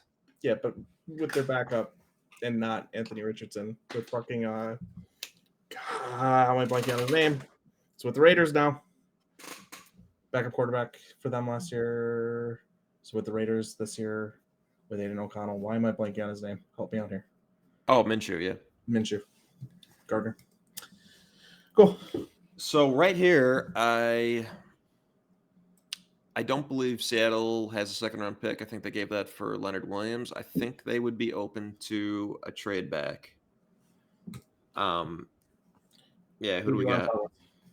So they're saying Steelers, Eagles. So I see the Steelers coming up for like offensive line, right? So if they want, I like the Steelers as a potential partner for sure. Okay. I can never see the drop down on the share screen though. But so who else do we got? Oh, sorry about that. Eagles, Cowboys, Packers, and then the Bears from 75. Obviously not the Bears, but I like all three of those. I like all three of those to target Olu here. I don't know if I like the Steelers targeting Olu. Really? Isn't Broderick their left? Or is Broderick their right? He played right tackle all last year. And isn't he a left though? I mean, he can play left. By trade, but they also need a tackle. Yeah, that's fair. I was thinking JPJ. That's who I've been mocking to them, but JPJ can fall to them. I shouldn't be saying that for a trade. Olu would make sense. Yeah, I'm trying to. What do you think? What do you think of the Packers who have two second-round picks? What do you think of the Packers who have 2 second-round picks moving up for a left tackle? Do you think that's too out of character? Here's my thing with the Packers. I don't think the Packers, and correct me what I did with the Patriots. Yeah, that's right. I went edge for a reason. I don't think the Packers traditionally draft offensive line in early rounds, do they? They're usually a draft and develop team because they produce offensive linemen. Like, it's easy for them. They shut them out. You're right. I just what in my mind they're a left tackle shy of having raising the floor way higher. They don't Right. really need that much. They're so young and so good basically everywhere, depressingly enough. And they have Eh, those extra picks where it's like, they can use another corner. sure. They can use But another corner. They can use safeties. They can use safety out. Mostly they can use another corner because who did they draft 2 years ago that I thought was a hilarious pick? Ends up having a great rookie season and then falls off the face of the earth afterwards. yeah, Stokes. But they also got by last year when Stokes and Alexander were both hurt. The Allentine brothers, Carrington, What are you talking about? Got by? They're one of Valentine, the and worst. Corey Ballantyne. Okay, by DVOA, one of the worst pass defenses in the league. So Yeah, but I'm saying that's their fourth and fifth corners, and they still won games. I'm not saying I'm not saying they wouldn't want to draft a corner. I think right, but it Cooper wasn't their DeJean defense. is obvious for them. He's a It white guy. wasn't Of their course they defense want that him. won them games. Let's be honest here. But Hey, don't and step on me. they've put so much. And here I'll say this, that and actually I wish they hadn't. They moved off of their DC, right? That might be it. It could be coaching, but every time the Packers complain about their DC, they get another DC, and nothing changes. They've spent so much draft capital on defense. I wouldn't be shocked if they continue to do that. But I'll let you. You're the Packers. You're Brian Goodkunst right here. I'm asking you. No, you don't I think don't. so? I don't see it. I don't see it. I'm mostly in agreement. I just okay. So now I'm wondering. Cowboys and Eagles. Show me Dallas's draft capital really quick. Not impressive. A first, a second, a third, and then looks like fifths and maybe a sixth and some sevenths. Here's your Eagles. Eagles, I don't even know. I mean, they'd be moving up for DB. They'd be moving Sean DeJean, I guess. No, actually, Cooper DeJean. I think it's DeJean. Yeah, it's DeJean. Cooper DeJean is, that's who the Packers would move up for. You want me to be honest? Yeah. Actually, you know what? Fine, I'll move up for Cooper DeJean. Do you veto that? Do you think that's weird? No, I don't. Let's go ahead and do that. Now that I think about it. Hang on. All right. Take your time. I'm still the Seahawks. I'm weighing my options because I do have an offer on the table from the whatchamacalls? The Steelers, I think. And the Cowboys. I think this is a hot pick right now. Seattle has 1,000 points on the trade board. Green Bay has 720. Seattle wants 25 and 58. That brings it to 1040. They want 40 points of surplus from the Packers. All right, I'm Brian Gutekunst, who's a Bears fan, and I'm going to also send you 88. That's fine. I think that's an easy trade for them to make. All right. And let's I really quickly want to put a little analysis on why the Packers are doing this. Cooper DeJean is a white man.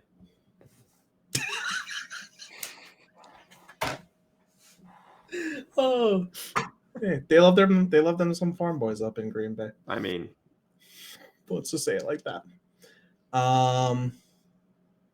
Obviously, scouted Lucas Van Ness quite a bit last year. Must have seen another flash of white on their all 22. It's really unfair to say when you think about everybody else who's on that defense, but anyway, going on. Oh, wait. Did I? No, this is you because you traded back from 8. This is me because I'm still the Falcons. As Ryan Pace led or involved front office, I was hoping for Terry and Arnold. I think. But instead, I'm going to pivot a bit here. The Packers, that makes sense because Atlanta probably would have been looking at the Gene. Mm. I want to throw out there Byron Murphy. I get that he's lower than Johnny Newton on their board. I disagree with this. I think It's Byron silly. Murphy is We, the I best. don't, we gotta, for anybody who doesn't know, we don't care what Trevor Sikkema has to say about damn near Yeah. anything. Yeah, I'm not. I miss Mike Renner so much. Yeah. Byron Murphy still being on the board is giving me some like heartburn. He'll go with the next pick. I know. This I one, agree. this one is going to be. I'm between Verse and Wiggins. I think I may be a little higher on Wiggins than the general public. I Maybe like Nate Wiggins, man. he's Nate got Wiggins he's is fun got. to watch. I didn't realize how slender he was. I think he's like He is small. 173 pounds, which is like anybody who watched Emmanuel Forbes in Washington last year is gonna that's gonna give them some pause because man, Emmanuel Forbes absolutely sucked. And I got to say correctly, I was watching the thing last night. We dropped Forbes, who was constantly at the top of the PFF board. We dropped him down to like the middle of the second round. Second round, yeah. I remember that. So yeah, another W for us. Yeah. I'll get into the few. many L's I took on that. I'll say right now, really quick. I got to say it at some point. I pretended that I just lied at the end of the second round and said I had watched Tank Dell, and that's why I didn't like him. That was a lie. I just lied to you for no reason. Did you say I didn't that? watch Tank Dell. Because Yes. I know you didn't watch Tank Dell because I did not. love Tank Dell, and you keep admitting I probably would have liked him if I watched him. Yeah. I love Tank, man. Tank was so good. I just straight up lied. I wish he's so damn good. I hope he recovers and continues, man. I hope that injury doesn't screw him. Go on.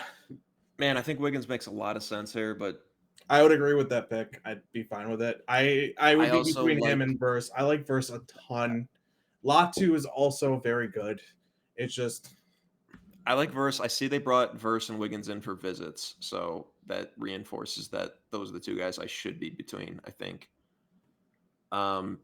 They've got Clark Phillips starting on the outside right now, who I think a profile a little better in the slot, but their edges are Arnold Ebikite and Lorenzo Carter, and nothing behind that.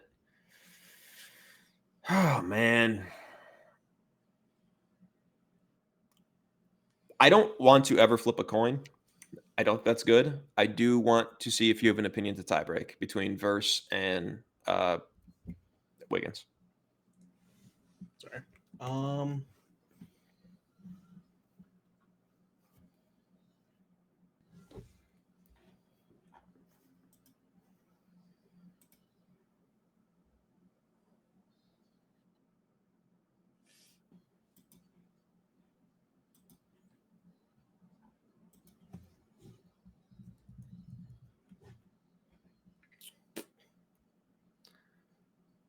Sorry, I'm taking way too long. This is great. This is great shit. Sorry, there's great content.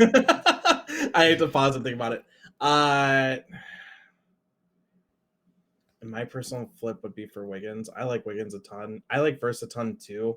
I do see Verse dropping a bit. So yeah. All right, you're the tiebreaker. Let's do Wiggins.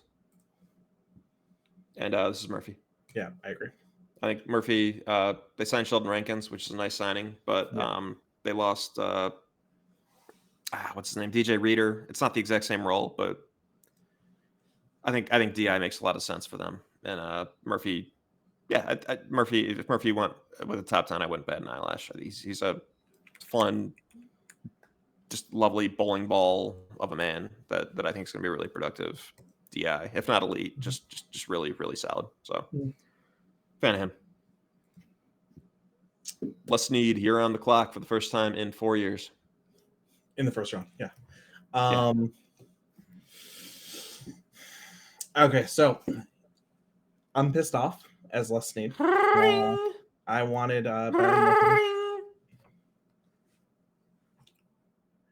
Hello? Hey, Hey, it's I guess Jerry Jones or Steven or something. You say they have their director of pro personnel. Always doing this. I forget what his name is. I always forget what his name is. It's McKee, something like that. Yeah, I think you're right. But go on. But I think Jerry's probably the one that's McClay. on the phone right now. Yeah, McClay. McClay, yeah. Well, McClay. Howdy, partner. That Olu Fashion News really falling down the thingy, the board.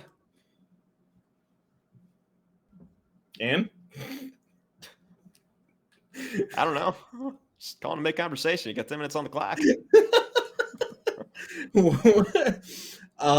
So hold on real quick. I'm trying to think.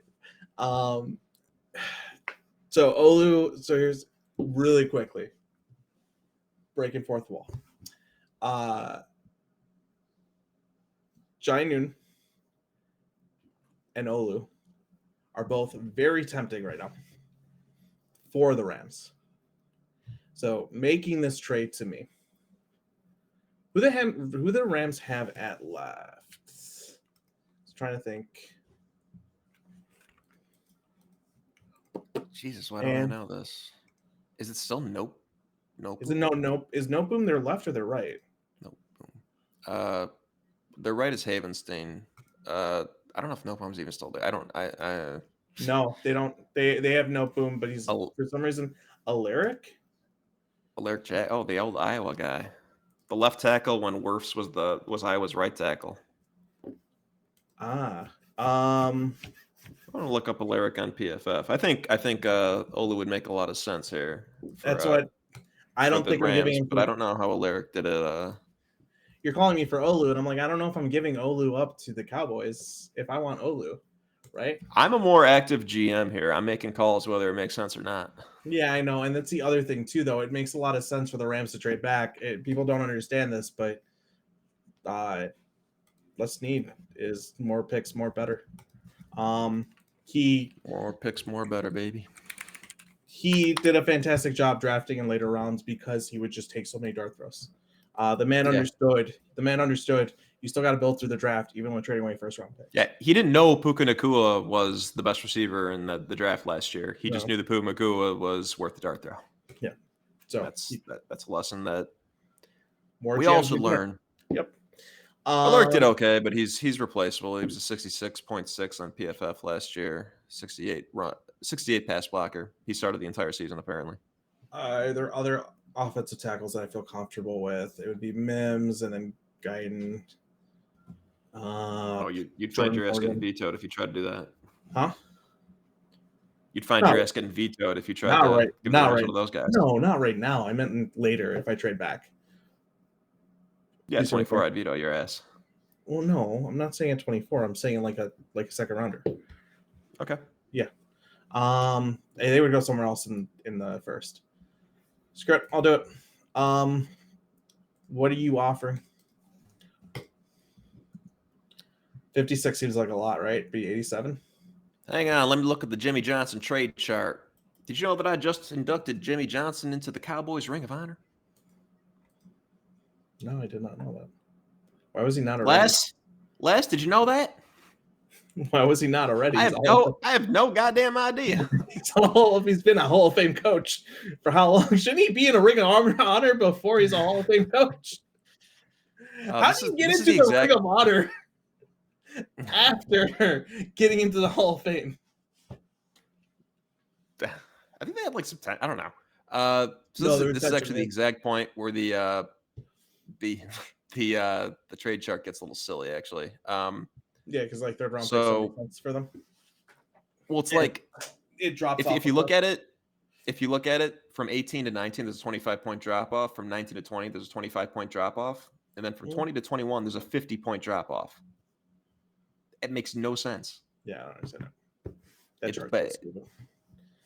How was that chart made again? There was they took historical draft trades which were based off of nothing, and said, well, typically when people traded the first round pick with no idea what to trade off of, they traded this much. So that's what we're gonna do. Yeah. That's how much this is worth. Sorry. So Dallas, I think, needs a little bit of a pick swap here to make the number for them because they're giving up a lot of surplus value. Or wait, no. I'm reading this wrong. Never mind. They're giving up 895. The Rams are giving up 875. So that's fine. Yeah, Without just so with the that's the 19. offer. So 24.87 for 19. Yeah, That makes sense. And Olu. we'll be taking Olu. Cool. And there's got to be a run coming up soon where you're making all the picks. Looks Yeah, like I made a lot in a row. because you've taken them so many. Here I go again. Yeah. Steelers. Ooh boy. Every time they draft a first round center, the first round center turns into a Hall of Fame center, which means they have to. I don't think Pouncey's a Hall of Famer. I think he's a Hall of Very Gooder, maybe. Yeah, I'd agree with that. But don't tell that to Steelers fans. They'll harass you. I won't. You would not catch me dead talking to a Steelers fan. I've got yeah. Unless it's about how good Justin Fields is. My favorite thing to do was so Sophia's best friend's husband is a Steelers fan. And do you remember when they were picking wow, why am I blanking on the running back's name from Alabama? Najee Harris. Najee. Do you remember when Najee was like chalked to go to them? And PFF was telling him, like, don't do it. I remember having a conversation with him because I also felt the same way. I was like, don't you? Because I didn't like Najee that much on top of surplus value, etc. And like, you don't want Najee. And he's like, no, like, I did not understand it. Was like full in on Najee as well. And I'm just like, come on, man. I've given you every piece of logic in the world. Fine. And then Najee's just been meh. I mean, running backs are fun. I mean, it was like when we were slightly worried that maybe they might take the Bears might take Bijan last year, and I kept telling myself, if they do it, at least we'll have like a really fun running back. It'll be fun to watch. He was fun to watch. Of course, don't do it. Yeah, when they gave him the ball, he was a lot of fun to watch. Hey, get your Bijan Robinson Offensive Player of the Year futures in right now. By the way, do I? I think I have some already. Personally, want to talk about our MVP bets? What I've got a Burrow is my strongest, or is like the one with not great odds that I put a good amount of money on, and then I think we both got Kyler and Anthony Richardson long shots, right? Yes. I think you had a couple other ones. I think I had those a couple others. Three. I think I have Trevor Lawrence. And then I can't remember. I think I have one more. Not bad. Yeah. All you got to do is create a story. Like, you got to create a storyline. Like Lawrence works because if the Jaguars make the playoffs, then it's because Lawrence went crazy. Like, Murray works because the Colts, if they make the playoffs, Richardson probably went crazy. Yep. Burrow would just have like the comeback storyline going for him. So I think MVP usually has got to cling to a storyline. So where are we going here? I don't know. I buy. I don't know if you've seen JPJ. A lot of people are saying he's not really considered a first rounder by most teams. Right, which is why I would say Graham Barton as your Barton makes some sense, but I am wondering if this is not. Am I the Bills, please? Oh, I'm not the Bills. Damn it. You're not? No, and I want to be the Bills so bad. Well, I got to say, I think my pick here is Brian Thomas Jr. I think teaming him up with Russ or JF, guys that went on the outside deep, not even fucking with the middle of the field. That's my pick. I think there's a chance you're going to veto that. Traditionally, Steelers pick going first round for wide receiver. I would say that they draft a second round receiver almost every single year. Yep. I just think that the value makes a little sense here.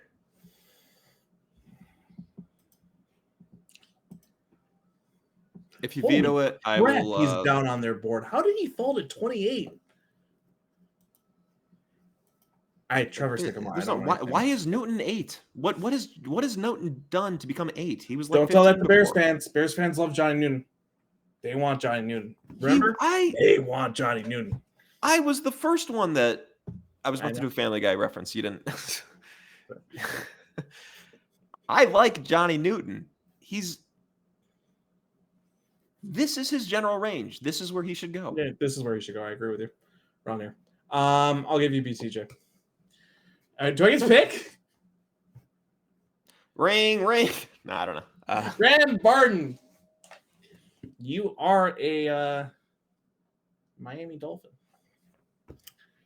Thoughts before I do? They signed Aaron Brewer, so I think they have a center, but they don't have any guards. So if I would you move want him to into throw guard. him at guard, I get it. Yep, I was gonna throw him in at guard. It's either that or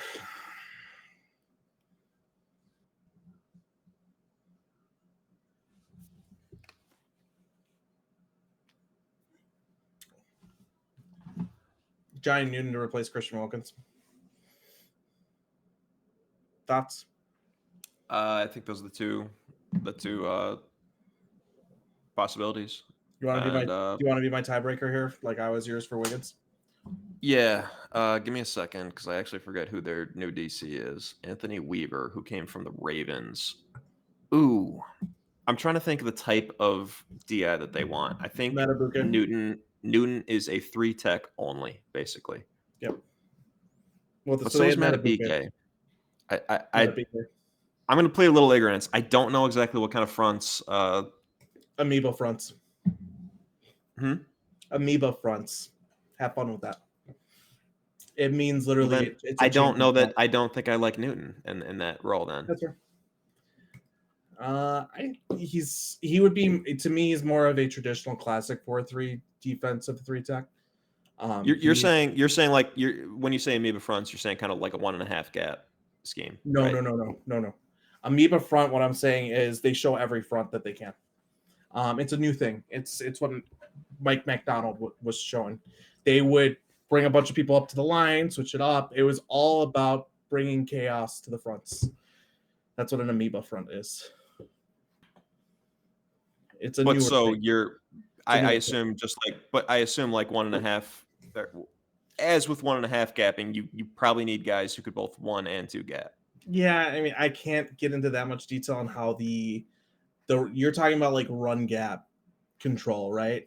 And gap responsibilities. I can't get into too many details there. I haven't studied amoeba fronts enough. I need to read. Match Quarters has an article on it that I need to read still. So I can't speak to it.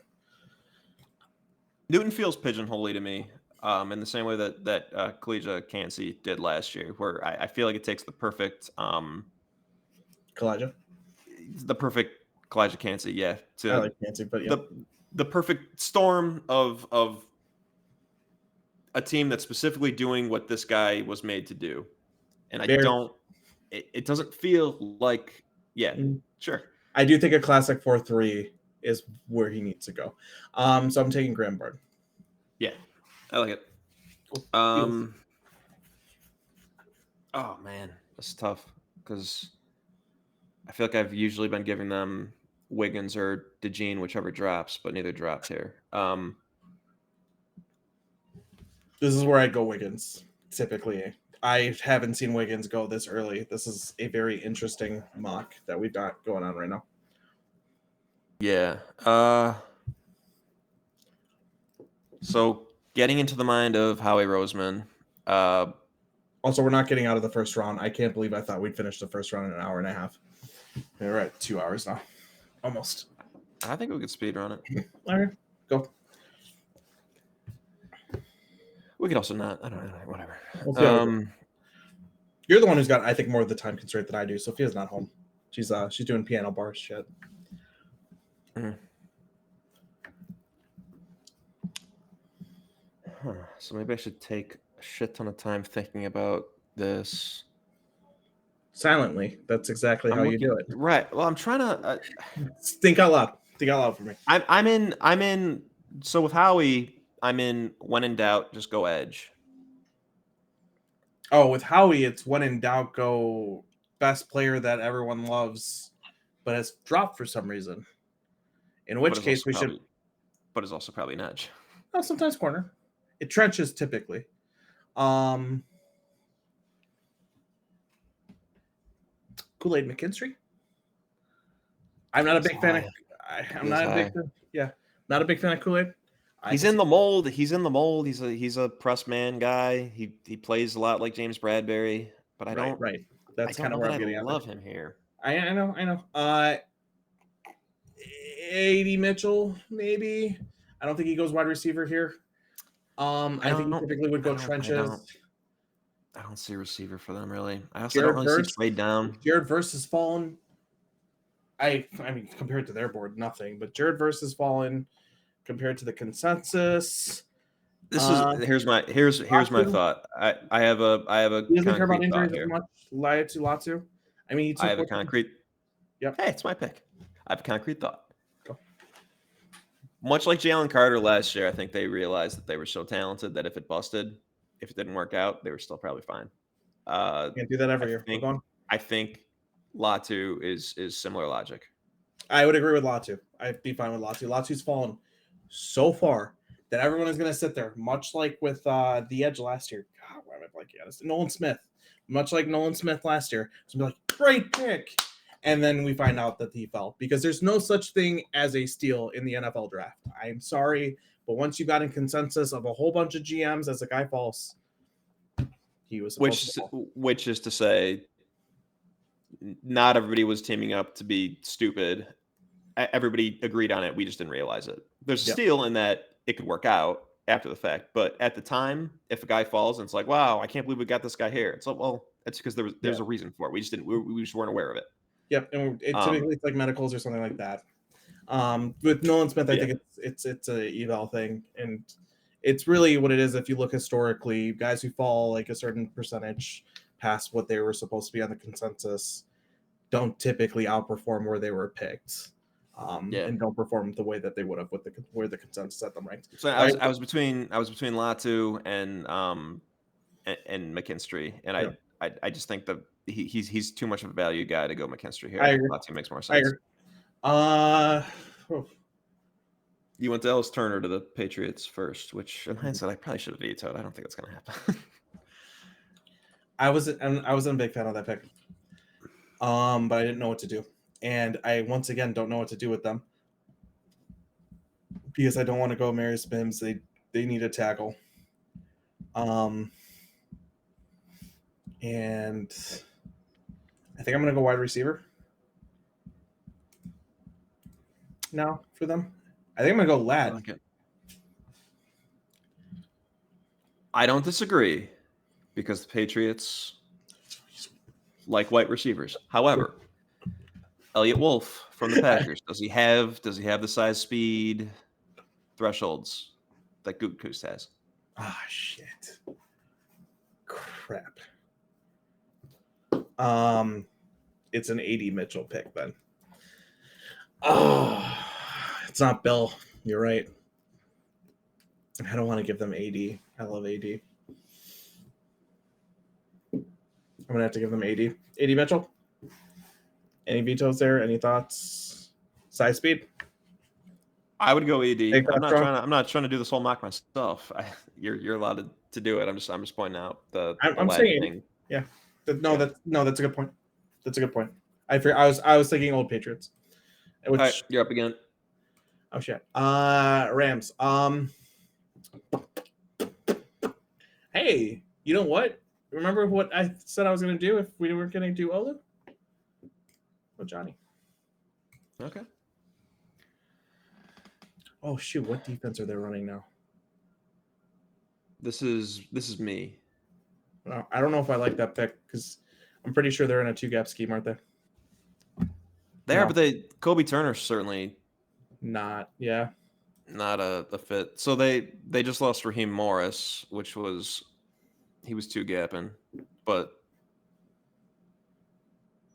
I think they promoted from within. I think, That might not be a scheme fit. I might regret that later. So but I'm sorry, Rams fans. maybe I probably would have lean towards verse there, but Yeah, I should have. I all right. need to look at it. I think I might go a little crazy here, and Mhm. you could veto if you'd like, but there's got to be a little room for craziness, in my opinion. Oh, if I was the Bills, we'd be going crazy. I'll say it when we get to their pick. I think verse makes a lot of sense.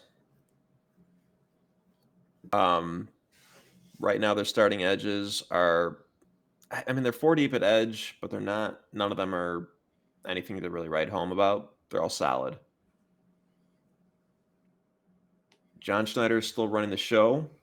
Mike McDonald loves him, an athletic linebacker.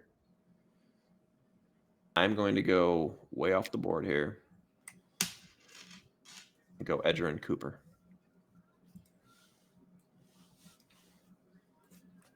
Similar to Patrick Queen in many ways.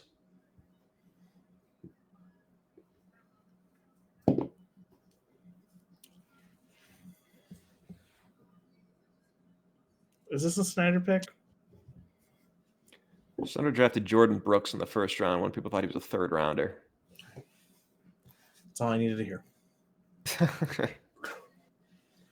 I believe this is you again. And am I evens? Yeah, I'm evens. Okay. Yeah. Verse.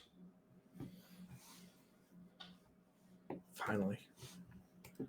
I want to go wide receiver. No, wait. We had them go. You already Yeah, went receiver. Yeah. yeah, that's right. They did. I'm used to what I do with them, and that's trade back. So they've already gone wide receiver. Whew. I think. So we got I'm Eagles man running the defense. We're thinking defense. Yeah, no. I'm thinking. What am I blanking on? Who was the? What kind of defense were the Eagles running last year? It was John You know, Desai, so it'd be it was like Fangio. not. But they didn't run It it doesn't like a matter. Fangio defense. They were trying. Yeah, I That know was the because they had. plan. Yeah, Glade McKinstry. But Gannon is 1.5 gap. I'm not thinking line. I'm thinking corner. I'm trying to figure out if Kool-Aid McKinstry would fit, and if they're running a match quarter scheme like that, he would. My recollection is that they're press Manny under Gannon. Were they? I believe so. Then I don't think I want Kool-Aid. You So, I'm not 100% sure if I want Kool-Aid. I don't know how much I trust Kool-Aid. I'm not saying that Kool-Aid needs to be the pick, but I think press man seems more his one of the places where he could be something. Yeah, no, I think I like him in a match roll defense. I do. Because you're talking about going from a Nick Saban to 4-2-5, which runs like a match 3 defensive coverage, right? So he's going to be playing a lot of what's it called? Mod, so man on demand, which fits Kool-Aid quite well. But I'm going to back up a bit, and I'm trying to think: do we want a center? Do I want to go JPJ? I know we said he's not, but we're at 27. This is a back end of the first round pick. I could see somebody buying themselves. So I'm between JPJ and Kool-Aid McKinstry. I don't like either of them that much in the first, but we're at far enough back that I'm fine with it. This is we're at the point where it's dried up, in my opinion. Yeah, I know. Like we're at the point where like I don't mind why I wanted to take that Edger and Cooper swing is like I think we're going to see some weird stuff back here. You look at mocks more than I do. Who have they been getting mocked to a lot recently? At this pick, I don't think I don't think I look at mocks more than you do. Well, okay. Well, they're gonna go Kool-Aid. I think that's probably that would be my guess as to what is chalk. Yep. Can I say what I want to do here? If I was the Bills. Yeah. You know who loves to draft first round linebackers? He's never done that. He's taken a lot of third-round linebackers. He's taken 2 first-round linebackers. But he's taken one. Who's the 2. other? Edmonds, and who else?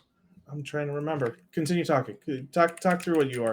I want to go Peyton Wilson. Sorry, who I do like, but Peyton Wilson is. Hang on, I have his age right here. He's 24. He has bad medicals. I think he has the tape and the production of a first-round linebacker, but I think he's probably going to fall to the second. You know what? I lied. They've taken a lot of third rounders, though. That was the issue, including 2 recently, which our boy. I was wrong by saying that they did not ever take one, but yes, they did. I mean, at least Edmonds was. I don't like reaching on a linebacker. I just find it funny because I think, in my opinion, we had this argument before. Brandon Beane has not drafted for value. Very well.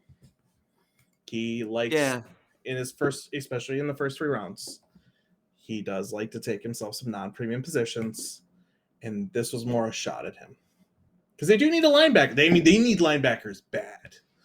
So I can act like their defense got torn up because of not having linebackers. Like they have trash right now. Dorian Williams, I think will work out. Big fan of him, as we've talked about before. Yeah. So I think I've got my guy if they're forced to stick here and make a pick. But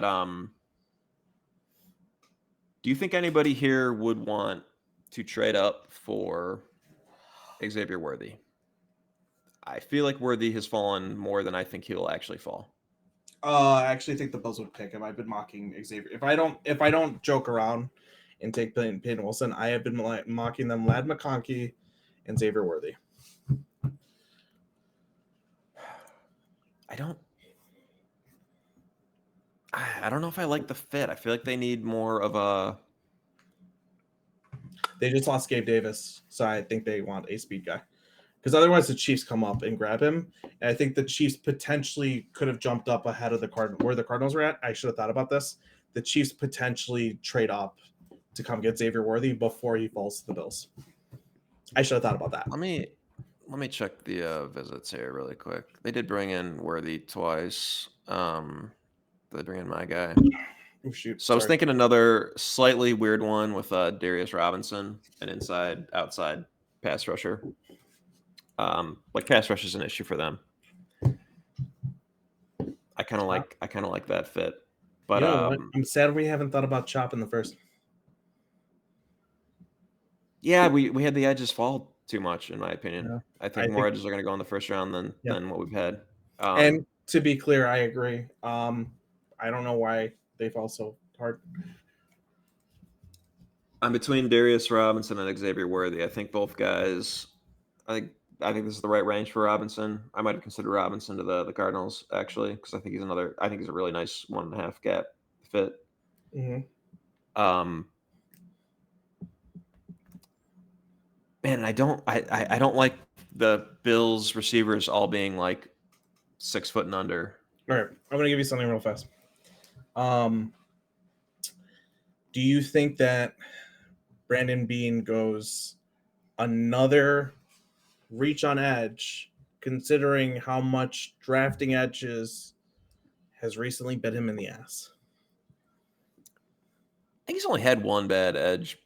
I don't even know if bad is the word to describe Boogie Basham, but like Rousseau worked out fine. Epinesa in the second round worked out fine. The disaster was kind of not Von disaster, Miller. But I mean, not biting the ass. I mean, like the lack of upside that he's received for it. I wouldn't say he's received a ton of value.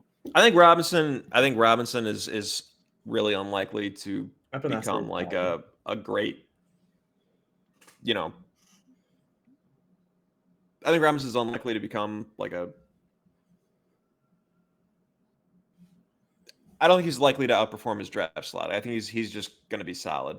So I'm going to say. So I was going to say just Epinesa has been good. Like I want to give him some credit. Go on. Yeah, and Rousseau's been good too. Good. But those are also guys who like those weren't reaches. Where I think Robinson, I don't think he's really thought about in this range that often. So I am going to go Worthy here. I think. I'm pissed off. I mean, I don't control the Chiefs, but if I was a Chiefs, when I was the Cardinals, I should have called the Chiefs and said, "Hey, we think Worthy's going to go next. You want to come up and get your guy?" I'm really mad about that. Go. So it's me, right? Actually, yep. Yeah. Ooh. And this is where I go, JPJ. Vito, no. No veto. I'm trying to see if somebody wants to come get Chop. Ooh, the Cardinals probably should just take Chop too. I forget about Chop. This is the issues because of we use the sim. I forget this board. This board sucks. I forget that Chop exists until If I had one more hour, I would have put together an Excel with a better board. Yeah. I haven't done my consensus board yet. My own consensus. I have the other consensus up that I should be looking at too, but I haven't. Mine would have been a predictive consensus, a consensus of what it'll look like in 2 weeks. Yeah, I think JPJ is a total Dan Campbell-y man here. For anyone who doesn't know, the consensus that I have is just I take the 5 guys that I like. I think we got. I think a discussion needs to be had about whether Solak's allowed on that. That's my. Look. There are things I disagree with Solak on. Nate Tice has a top 100. I think we sub in Tice for sure. Oh, Tice should be in there. I don't know why I didn't have Tice in it last year. I forget that he has top 100. Maybe that's it. His is on Yahoo though, which always throws me off because he's on Athletics. What's it called? The Athletic. Yeah, but it's not. It's not technically his show. It's technically Mays, and Tice is just always a guest. I think he's typically the most recurring guest co-host. Yes, because he'll have other co-hosts. Almost always there. Yeah, I think at this point he is just a co-host, but it's just there are episodes where he's not. Yeah. All right. Chop. We're going Chop or Darius here. I want to take a quick look at their depth chart to decide which. So I got like a lot of these teams, they have a lot of bodies at like the chop spot, the edge spot. They still have David Ojabo, which was, in my opinion, a bad pick because they had a red shirt in his rookie season, and I don't think he was very productive his second season, but they could be counting on like a quasi second year breakout of him. They just brought back Van Noy. They still have Owe, who's flashed before. Do they go back to the Penn State Traitsy edge, or do they go with the guy who can play 5 tech and rush the passer from the inside? Who's their D? There's DC now. Zach Orr, so just probably going to run similar stuff to what they've already been running. They had a braid drain, so I'm not 100% sure how that defense is going to look next year. And if they can replicate anything, because the shit that Mike McDonald was doing last year was just not. It was doom, man. It was cool. I had some fun defense to watch. But yeah, well, next year we get to watch it in Seattle with Edgerrin Cooper. Yeah. I think Chop's probably fallen far enough, and the Ravens tend not to overthink things. I think it's Cooper or it's the Chop, or this is the first spot I think Mims is maybe acceptable, but I'm gonna go Chop. I have no arguments there. Zach Frazier. That's a lot of centers in the first round. Yeah, I'm Vito. They need a center though. Vito. They trade back? Not letting it happen. They're not taking Mims. I mean, and there's not a corner that I want to take at this point. Like Lassiter? I think a trade back makes sense. I think a trade, but who for? Who's going to come up? What is there on the board who wants to come up and get Ladd McConkey? That's kind of the guy, huh? That's the only guy that I think anyone trades up for here. This is why I wish I'd put together my tiered rankings, because like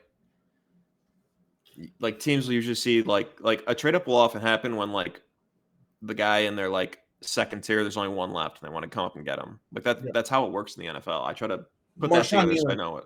Marshawn Leo. I could see he's gonna go in the first round. I'm fully there. Who I'm wants to come up probably again? gonna take him if you don't take him here. So I'm for that. I know if the Niners will do it. They just lost Chase Young. They just lost Randy Gregory.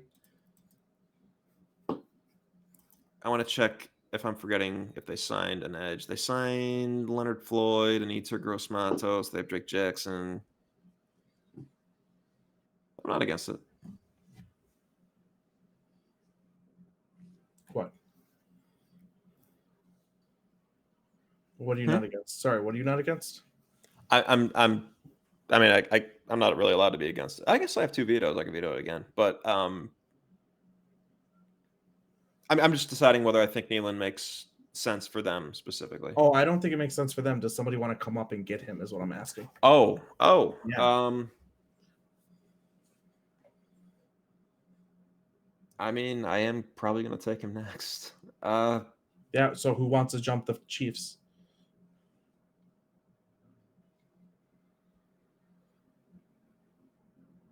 Do the Chargers want to come up and get him with some of that? Did they trade back? No, they didn't trade back. We didn't have them trade back. We had the. I don't think the Chargers want him. Would the Titans want him?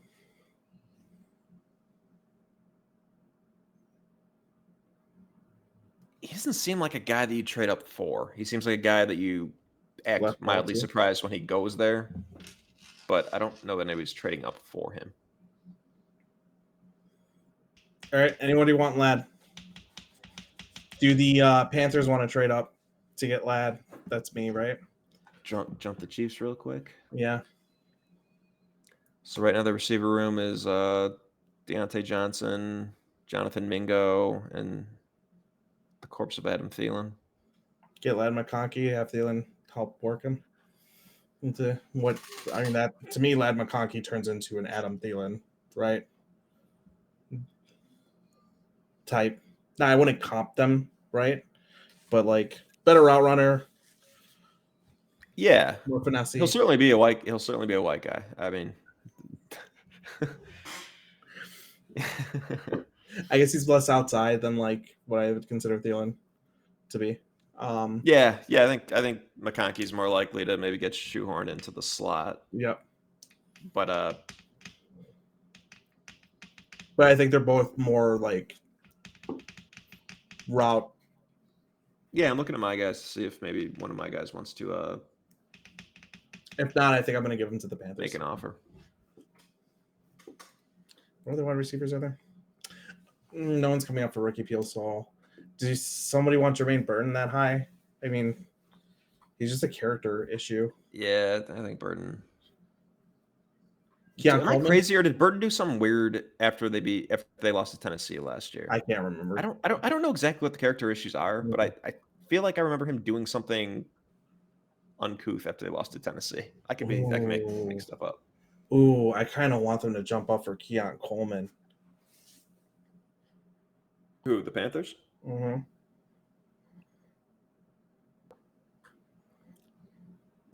I'm still forming my opinion on Coleman. I don't dislike him as much as I think you probably do. I do. I really like his basketball background. I like that he returned punts. Yeah. There's more to him than just like the stiff, kind of whatever he's portrayed as. But yeah. He's probably nothing. But I kind of like him. Just to get my thoughts out real quick. Like Ladd a lot. Like Robin Wilson a lot. Not as high on Troy Franklin as Sycamore obviously is. Like Pearsall. Probably think Pearsall probably goes around where we've got him. They've got him here. Already talked about Jermaine Burton. I thought Jermaine Burton was a lot of fun to watch. He's a very exciting player. Had to deal with a terrible quarterback. Not big on Keon Coleman. That'll be its own discussion next year, I'm sure. Yeah, I know. When he wins the friggin' Heisman next year, do you really think the Jaden Daniels thing's bad? I mean, hold on. Jaden Daniels can at least throw the fucking ball, man. This is but it's the same. No touch. No, but this is a dude who does not have the right. I don't know. Sorry. It's an uncomfortable thing to say because it probably feels racial, but it's not. He's not good. Milrow is the same one. He's a worse version of one and run. Like he just is. Like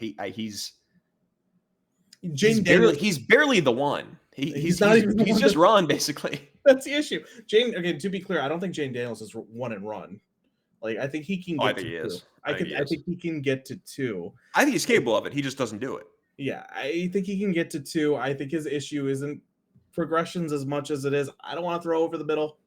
That's where I it often. can't throw That's short where and it, intermediate, and I just put a lot of touch on my deep ball so my wide receivers can get under it, and I've got wide receivers that can get under it. See, that's where it often gets a little racial. Is people thinking that like they're too dumb to get to their second thing? Like Justin Fields is smart as hell. He could do it. He just doesn't. I think Jay Justin Daniels could Fields. do it. He just doesn't. I think Jalen Milrow probably can't do it. I don't think Jalen Milrow can either. It's bad. It's some of the worst quarterbacking I've seen. I've had to and to be clear here, I don't care who the hell you are. I have watched a lot of Bama. I'm coming back to it. I have watched a lot of Bama. Throwing that out there, but and to be fair, there are white guys who are. Bo Nix is also one in check that he's one in check down. He just can't run. Yeah, That's even worse. Yeah, that's fair. He can run. Bo Nix can run. He can run a little bit. He's not one that I want to. Not like Jaden he gets a little crazy. Milrow. He goes a little anyway, let's bring it back. I have no idea where I'm gonna go with this. So the Niners are a really tough team to mock for. They're super talented. I'm gonna do I don't want to tell you. I don't want to tell you what I would do. I just want you to thoughts. They just trade back a little bit. I mean, do we care about the trade itself? Because that seems probably a little rich. Fourth rounder. It's only 20 points. The trade value chart says give up 20 points of value. That's giving up 96. I say make it 141, and then it's fine. Add 141 or just 141? Just 141. Right. I was gonna say, I typically once you start to get to this range, it's gonna be like a fourth or fifth, just to go up. There's the thing that's not baked into the trade value chart, which is the 5th-year option that you're securing right now. But yeah, and that thing, figure out. Now who did they trade up for? Did they trade up for Keon Coleman? That's the type of thing you probably want to know before you. I know. So Canales is a power slot guy, or I feel like he is anyway. He had Godwin last year. Before that, he was using I guess he was using Lockett and Marquise Goodwin in the slots. Like he's not necessarily a power slot guy, but well, if he's a power slot guy, then do I want to go? I'll say Mingo is already a power slot type guy for them if he develops anyway. I'm gonna go Keon Coleman.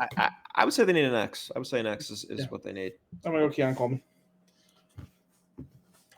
You had said who you wanted here, which was I'm between Nealand and Robinson. I'm not going receiver. I don't expect them to go receiver. I think they've made it a point to build up the defense with their first round picks the last couple of years, and I don't see any reason they would change. They keep winning Super Bowls, so I'm gonna go Nealand. I think Nealand's a fun sleeper first rounder. I think so too. I agree with that. We're through the first. We're at 2.5 hours. We went 4 last time. I think we could speed round this. We could stop right now. But I think it would be fun to at least try to get there. Okay, fine. Screw it. Let's see where we are. Let's see where we are in a half hour. If we've only gotten 10 picks in, then we know it's time to stop. Zach Frazier, no. You gonna veto me? They need a center. I think they need a center pretty bad. They have Jake Brendel. I don't think he's bad. Is that who they had last year? Did I forget somebody that they signed? Pretty sure their center sucked. Their center play was terrible. I'm gonna look up his grade. I think Jake Brendel was fine.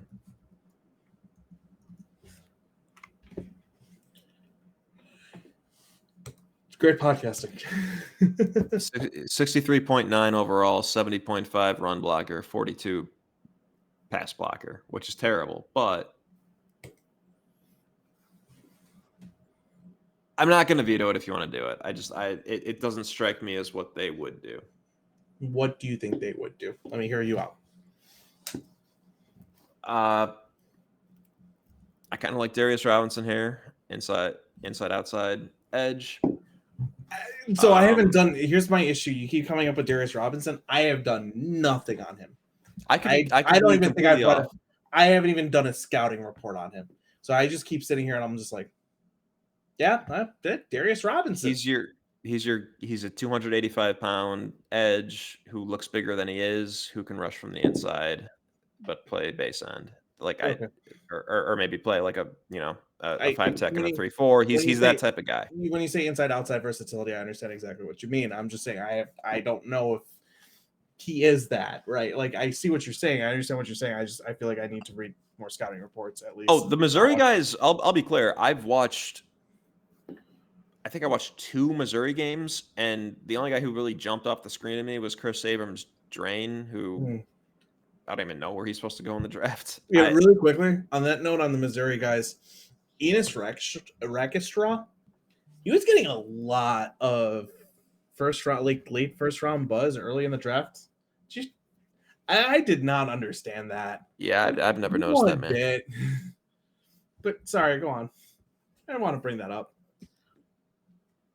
I'm trying to. Do you have any understanding? And if not, maybe bring up a scouting report of what exactly Frazier is supposed to be as a blocker. I've in my head I've considered him a gap guy. You might be right. Hold on, Zach Frazier. But again, this is for fun, and I would have gotten more into it if it mattered to me, really. So I'm not going to claim to have watched West Virginia even once this year. Core, drives opposition into ground, every opportunity gets using darting eyes plus instincts, squeezes down toward A-gap blitzers, forceful. Powerful but carries short arms, limiting his block radius. So he's going to be a little bit worse on an outside for that. Loose inside hands as run blocker and ends up with too much hugging. Reactive movement. Needs to prove he can anchor on pass sets. Lacks the length, means a goose is cooked once rusher beats him at his edge. But because of lack of length and coverability, he's going to have issues if he's forced to protect on an island.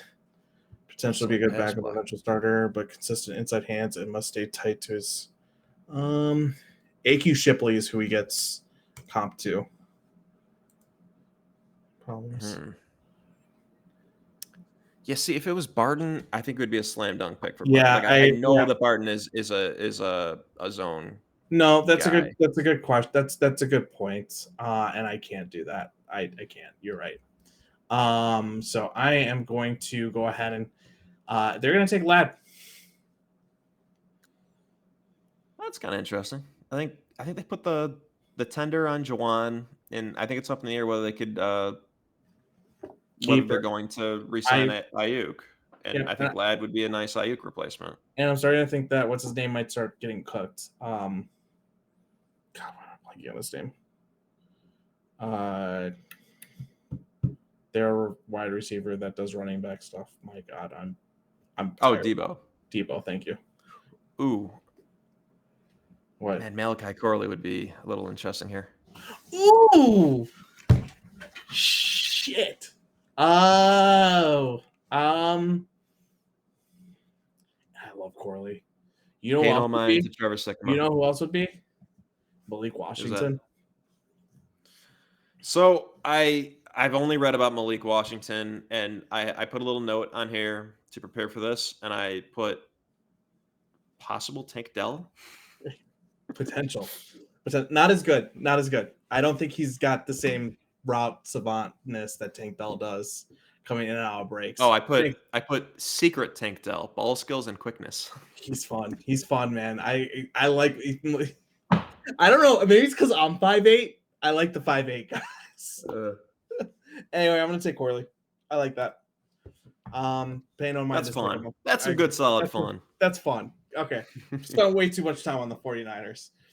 Yeah. All right. Give me all offensive linemen for the Pats here, I think.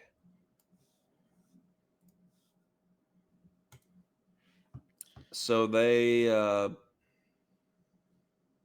man, I'd like a go. You don't have tackles. Oh, did I? I thought I clicked OT. I was gonna say this doesn't look right. I Um, think I Guyton, like Jordan Morgan, and the so Yale kid. I think they need somebody who could credibly possibly start a left tackle. And again, I'm going with the Elliott Wolf principle of versatility. Mhm. I'm leaning heavily towards Jordan Morgan here. I would be fine with that. I like that actually. I said Guyton or Jordan Morgan would be my two. Yeah, I feel like Why are we both low on production Mims? proven. Sorry, Why are we both low on Mims? Like there are people who would absolutely. He's played 8 games. I know.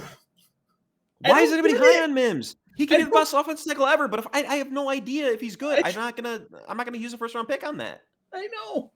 I don't get it.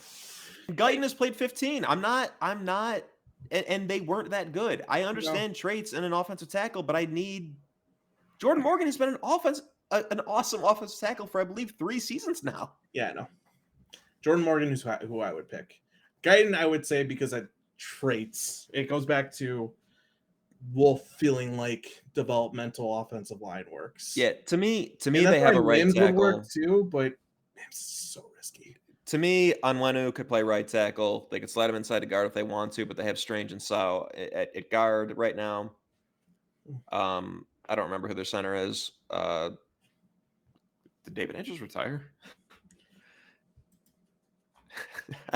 I should really know. My whole thing is supposed to be like knowing no, David Andrews is still around. Yeah, I think they need a guy who could credibly play left tackle, but with little additional versatility. So I like Jordan Morgan here. All right, Let's run that in. cool. This is actually me, right? This is from a trade. No, this is not from a trade. Oh, okay. Remind me because they've had so many picks. So we did MHJ and Kool-Aid. I think we said we're mad we didn't give him Chop.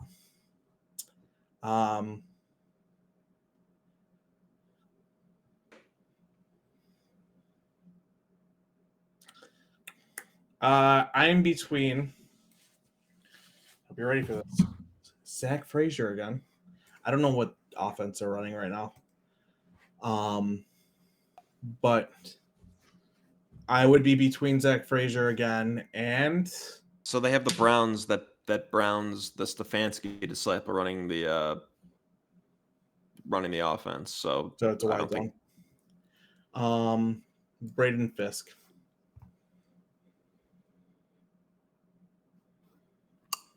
I've got no issue with either of those.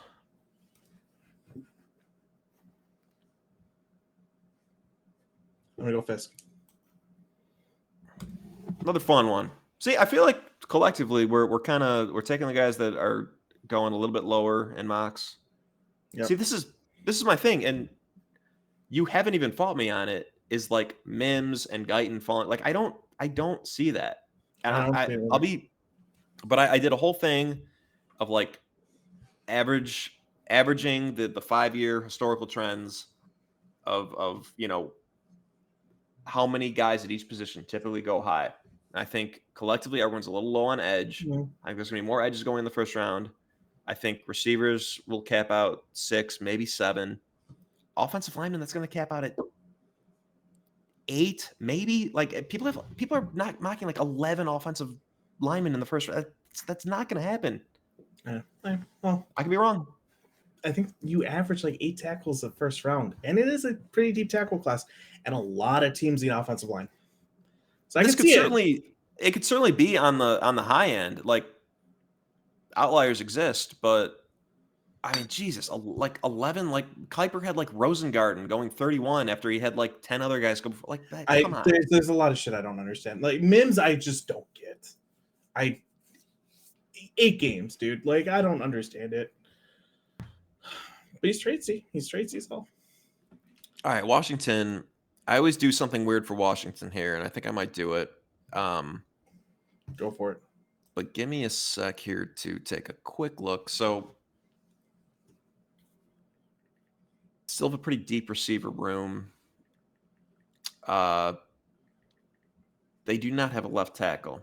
That's the other thing about these tackles. I don't. Can any of them play left tackle? Like Mims theoretically can. Guyton, I don't think can. Guyton might be able to. Of the tackles that are left, I mean, I think the Yale guy. I mean, Kingsley's the one who's actually done it. Yeah, the Yale guy I think kicks inside. None of the rest of these guys are anybody I would take a fucking risk on. Patrick Paul has done it, and his brother is already on the roster. Mm. But right here, I'm gonna go crazy, I think, and say my pick would be Theo Johnson. And you have both vetoes.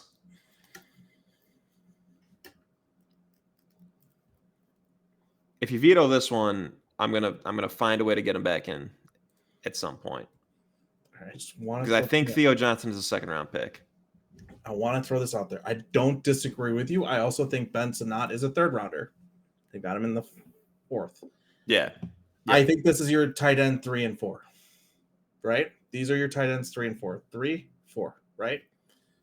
You're locking in Sanders as 2, huh? No, I'm locking in Kate Stover as 2.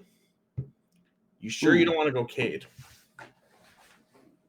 I'm trying to get in Cliff Kingsbury's head, who took Trey McBride in the 2nd round 2 years ago. And that actually kind of calls for maybe a Sanat type. Which I like an athletic, H-backy type guy. But Johnson is like a specialized, like a jump ball winner, but with like an RAS that you could really friggin' dream on. Yeah. And to me, I'm not saying he's tight end 2, but I feel like a team will consider him tight end 2.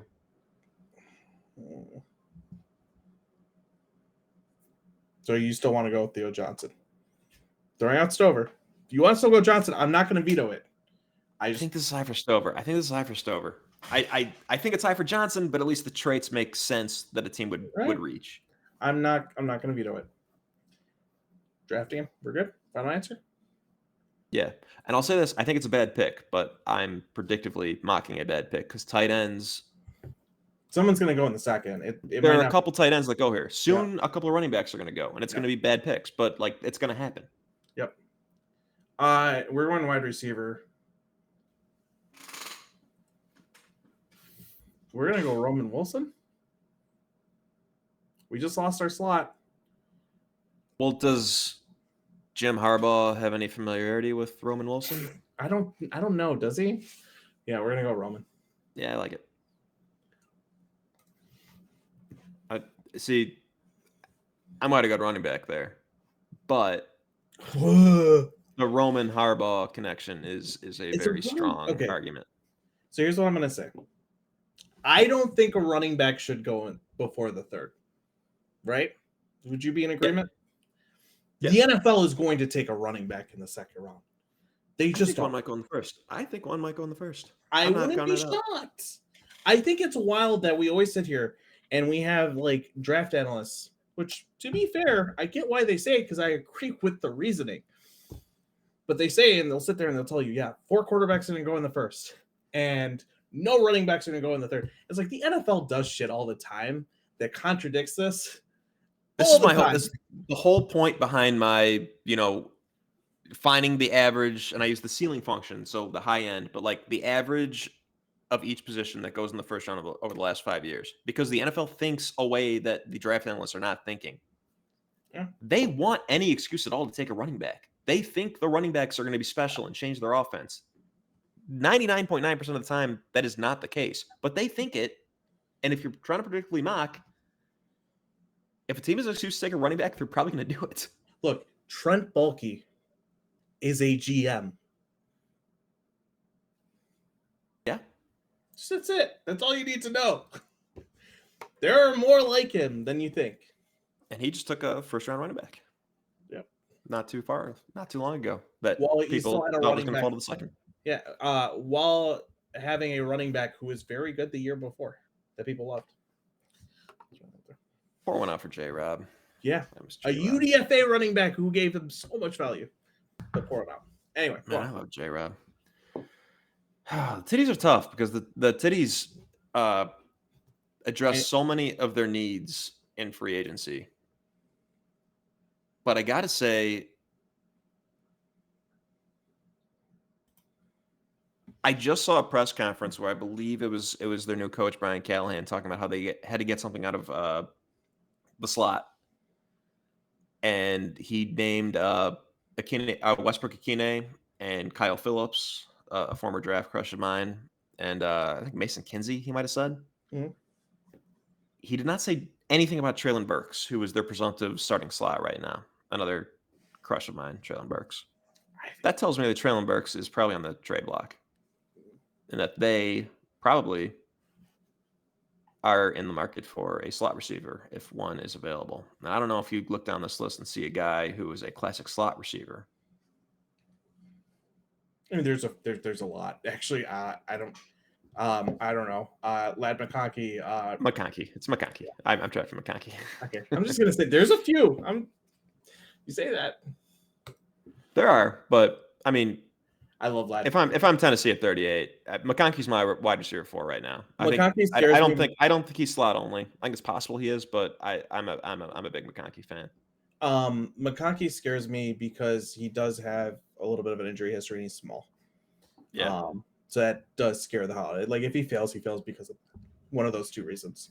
But I have such specific things, and it probably makes me a worse receiver evaluator because I think about it the way that I used to play receiver. Which is a terrible thing to do. Sure. Well, I mean, it's made you a decent linebacker evaluator. It just sucks for me at receiver because I was so unbelievably limited in what I could do. But I just like a guy who runs routes the way that I run routes, and Lad McConkey runs routes the way that I run routes. Yeah, sure. We're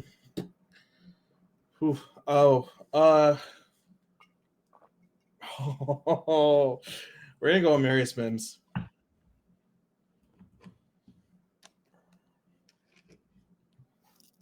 Are you fine with it?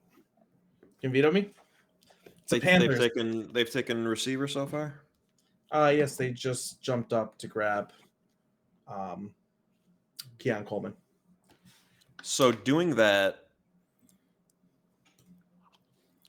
technically it doesn't say they need a tackle. I'm pretty sure they need offensive line help. So they just took Ike Ekwangu to play left tackle, and a lot of people think they should move him inside to play guard, which is what a lot of people thought he should have played was his projection beforehand. Mm-hmm. They have Taylor Moton at right tackle. Mm-hmm. I'm wondering what the shuffling of the offensive line would be. Would taking Mims be to try him at left tackle and move Icky inside? Would it be to maybe just try Mims inside? I'm not against it, but I'm just that devil's would be advocate-y, I guess. That would be exactly it.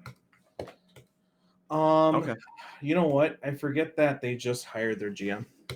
I'll tell you what I would do after you make the pick. But who was their GM before? Help me out here. Before they just hired Dan Morgan? Fraster. What was his name? That's who I was trying to think as. I forget they just switched GMs. Because this is where I think fired GM. Forster? Is it Forster? No, I don't think that's it. Scott Fitterer. I was thinking of Fitterer. I was all around it. I was thinking of Scott Fitterer. I'm taking this back. I'm not gonna go Mims. Now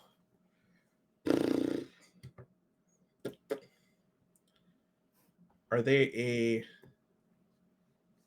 Kamari Lassiter team? Or are they a God, I hate his board. I should really be using a different board.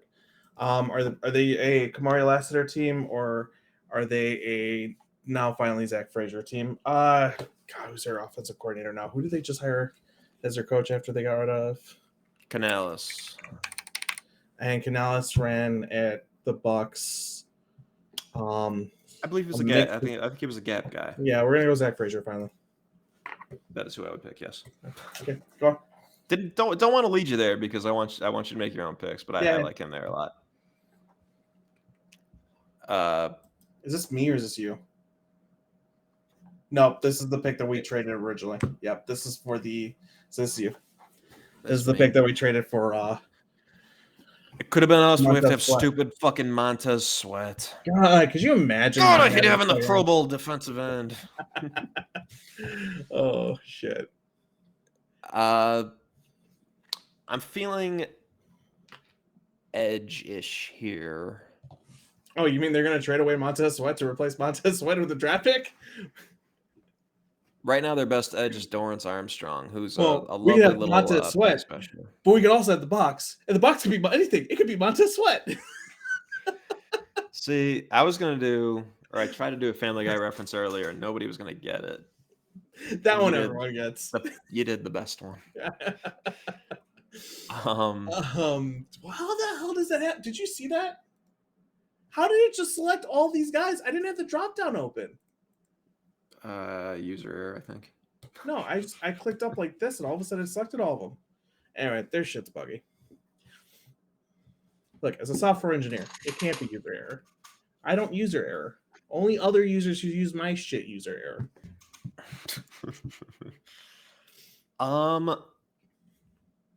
It's tough. I'm actually looking for a trade down here. Is there anything that people would be looking for here? That's the thing, is like, what are people going to be looking for at the moment? Is there somebody you think would want? Oh shit! Oh shit! What have we given the Raiders so far? Right tackle. Oh, did we? Yeah, damn it. Never mind. I couldn't remember. It's been a while. It's been a. But could this be? This is about as early as I'm willing to entertain Nick's Penix.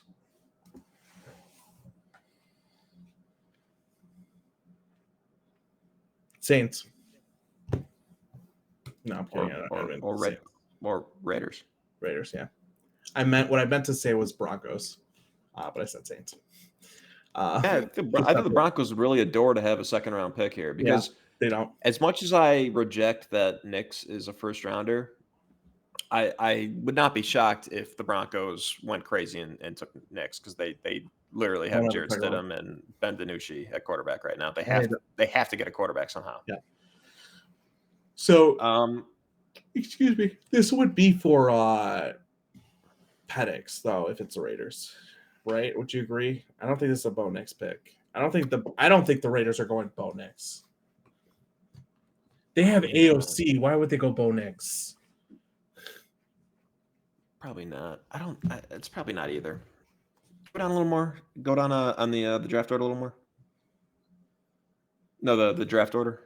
Draft order. I'm trying to see if there's a team that jumps out as me that one might want to jump up for Bo. Who do we give the Giants? Did we give him Jaden Daniels?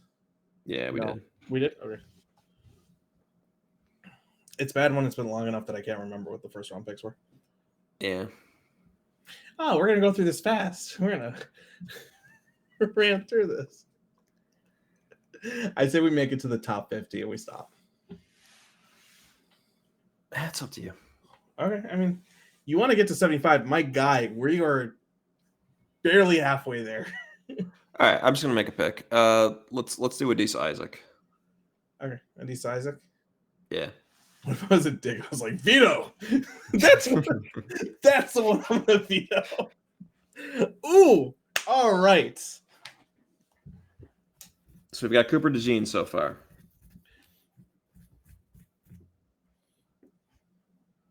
Mims.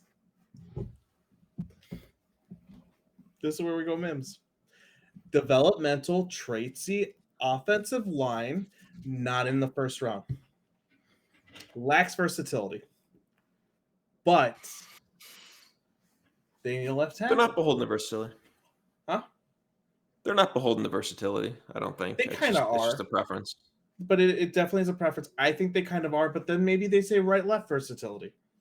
Just saying. I think they go Yeah. mixed. Yeah. Yeah, I'm good beer. All right. Your time. BRB.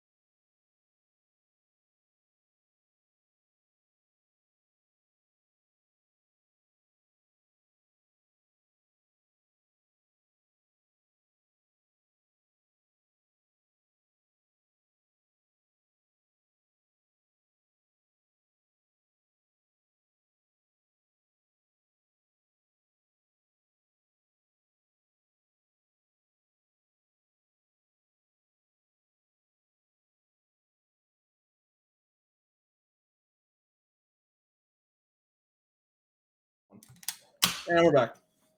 Okay, so the Texans, when they traded down, I think their GM Cesario said something along the lines of like, "We were comfortable doing it because like our targets are kind of plentiful in this range." Sorry. Originally, I thought that meant receiver. Yeah. Yeah, Adam went and put peanut butter on his dick. Um, Well, I realized I was going like this, and I'm like petting Charlie, and I'm like, well, I want people to see him instead of it looking like I'm playing Pocket Rocket. his name is I love it. Chaz. To you, Charlie. No, Charlie wants beer. You want some burp? You want some burp? That's a good boy, Chaz. You want some burp? All right, Bubba, let's go. All right, sorry, go on. Anyway, so trading down into this range, I originally thought receiver, but then they went and traded for Stephon Diggs, and I traded I don't think either of us really liked for them particularly, but it's gonna give Stroud hella weapons. I'm thinking linebacker or safety here. Yeah, I did not like that. Okay, I did not like that trade. To be clear, I did not especially like that trade after the contract move. I don't understand that, but I'm gonna go Junior Colson. I think Peyton Wilson's medicals are still gonna screw him a little bit. I'm gonna go to the I think Brugler's LB1. If they need a linebacker, I think you would like the way that Colson plays. I think Colson is a rare guy who knows how to read his keys. I don't I haven't watched any of the linebackers this year. It's a Harbaugh guy, so I would think he's going to go more traditional with how he develops his linebackers. Yeah. And I did like Michigan's defense was fun to watch. Well, fun in sound fundamentals, fun to watch, not fun to watch in like new shit. Like it was kind of cool to see guys just like. That's why I knew like we went into Washington, the national championship. I think we both knew Penix was fucked. Yeah. Because Yeah. And Colson really popped in that game, which is Yeah. why I know anything about him at all, honestly. Those two playoff games. I was watching him, he was jumping off the screen. So Yeah. I think Colson is a comfortable round 2 linebacker. Okay, so Junior Colson. All right. Whatever given them, they need DL still, right?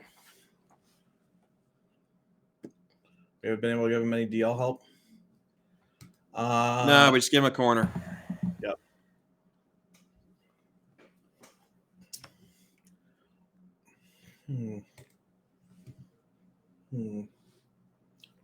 Huh.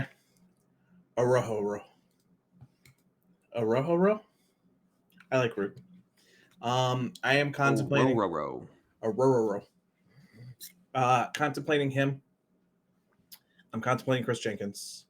I don't know if you really like. You kept bringing up Darius Robinson.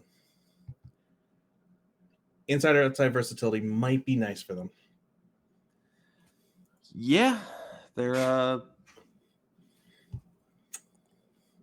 they're so I think in their ideal world they get more of a traditional like 3-4 rush backer, but they could definitely use another kind of The issue is interior rusher as well. who's like Chris Braswell, like who's left that you consider a good 3-4 outside linebacker edge. Yeah. So in my opinion, teams are going to reach on edges in the So second like, round. Austin Booker, It's a Braylon possibility. Yeah. Trice. Yeah. I'm not against. I mean, I'm not against Robinson or anything like that, but I do think edges in the second round are going to still be going. I And don't also, know. I do like Braylon Trice. I cooled and then I liked him again. Yeah, Braylon Trice, I think, is more of a fourth. Yeah, he's more of a 4-3 edge. I said that, realizing that he's going to be more of somebody like we would look for. He's got that heft on him. He's going to be a hand in the dirt kind of guy. Yeah. Well, he weighed 259 as pro day. Yeah, I think he I weighed have it that written though down here. to athletically test, but I don't know. Maybe. Yeah. And that's still kind of heavy for like a. Um, Jonah Ellis. I'll say this. I don't know. I'm a little unclear on what his range is going to be. But his brother's on their team. oh, is he really? Yeah. My right ear. I think something happened with the wire when I pulled out for Charlie. Pulled do. I mean that didn't mean it that way. I'm gonna go Rojo. Got any issues? Uh, Nothing in particular. All right, let's go. Uh, I didn't realize I the think Raiders were I 26. think a quarterback just dropped into their lap. I don't particularly know which one they would take here, but I think I think Penix is a nice pick for them here. Okay, can I interest you in a Spencer Rattler? I mean, potentially, but I like Penix. I look cross-eyed. Come on, look at this. My right eye looks like. All right, fine, Penix. I'm fine with that. All right. They need a Saints quarterback. have taken Troy Fontenot so far. They do need a quarterback. They've taken Troy. Do they really need a wide receiver? Who do they have right now? They've got Olave and what's his name? Their deep Rashid speed guy, Shaheed Rashid Shaheed. Who would it? I mean, and A.T. Perry has been. do they need a wide receiver? Why is wide Basically, receiver listed as a need? Because I guess A.T. Perry really shouldn't be your third receiver, even though I like A.T. Perry. That's fair. I mean, I'm gonna go defensive line. I think they could use some edge help, right? Sure.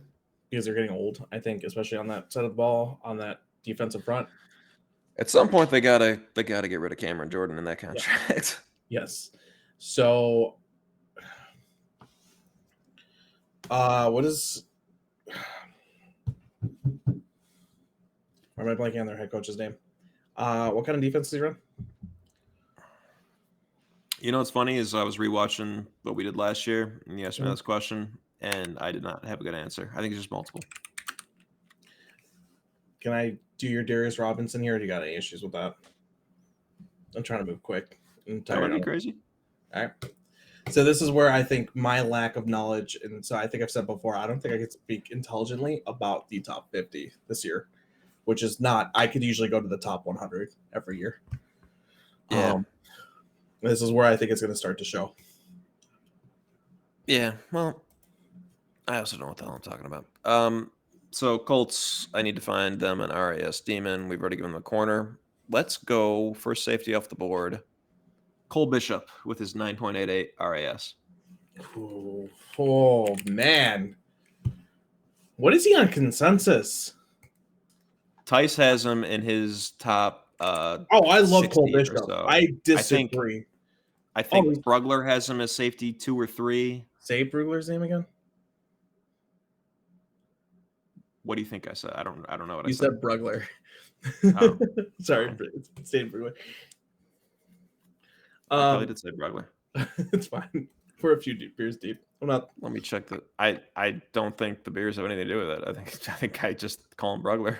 Oh no, it's St. Broadway. I'll call him Brugler. Damn it. I might keep this ear off. It's like I don't have to play music out of this. This cable needs to get switched. Anyway.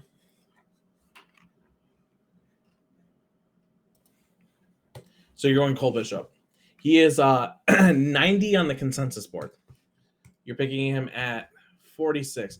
I'm fine with it. This is a Raz guy. Again, we're going back I don't to really like a receiver here. I want to go Raz. It's that or a Razzie edge, and I kind of like Bishop because we haven't had a safety go, and I think we need to have some safety start going. And to be fair, I like Bishop. I want Bishop to the Bears, but I want Bishop to the Bears in like the 4th round. So I don't think that with, I don't think with he that goes there. I think Raz and with the way that the he's gonna go in the smart 4th. analysts Yeah, talking about him, I don't think he's a true 4th rounder. he goes 75 or higher. So the Or Giants, 25 or they've taken their quarterback. Now the now they can use a wide receiver. world's their oyster. Did they have another pick, or am I going crazy? Just quarterback. They traded their other one for Brian Burns. Oh, who they have at wide receiver at the moment? Could they use a Ricky Hyatt, Slayton, Robinson. Pearsall is going to be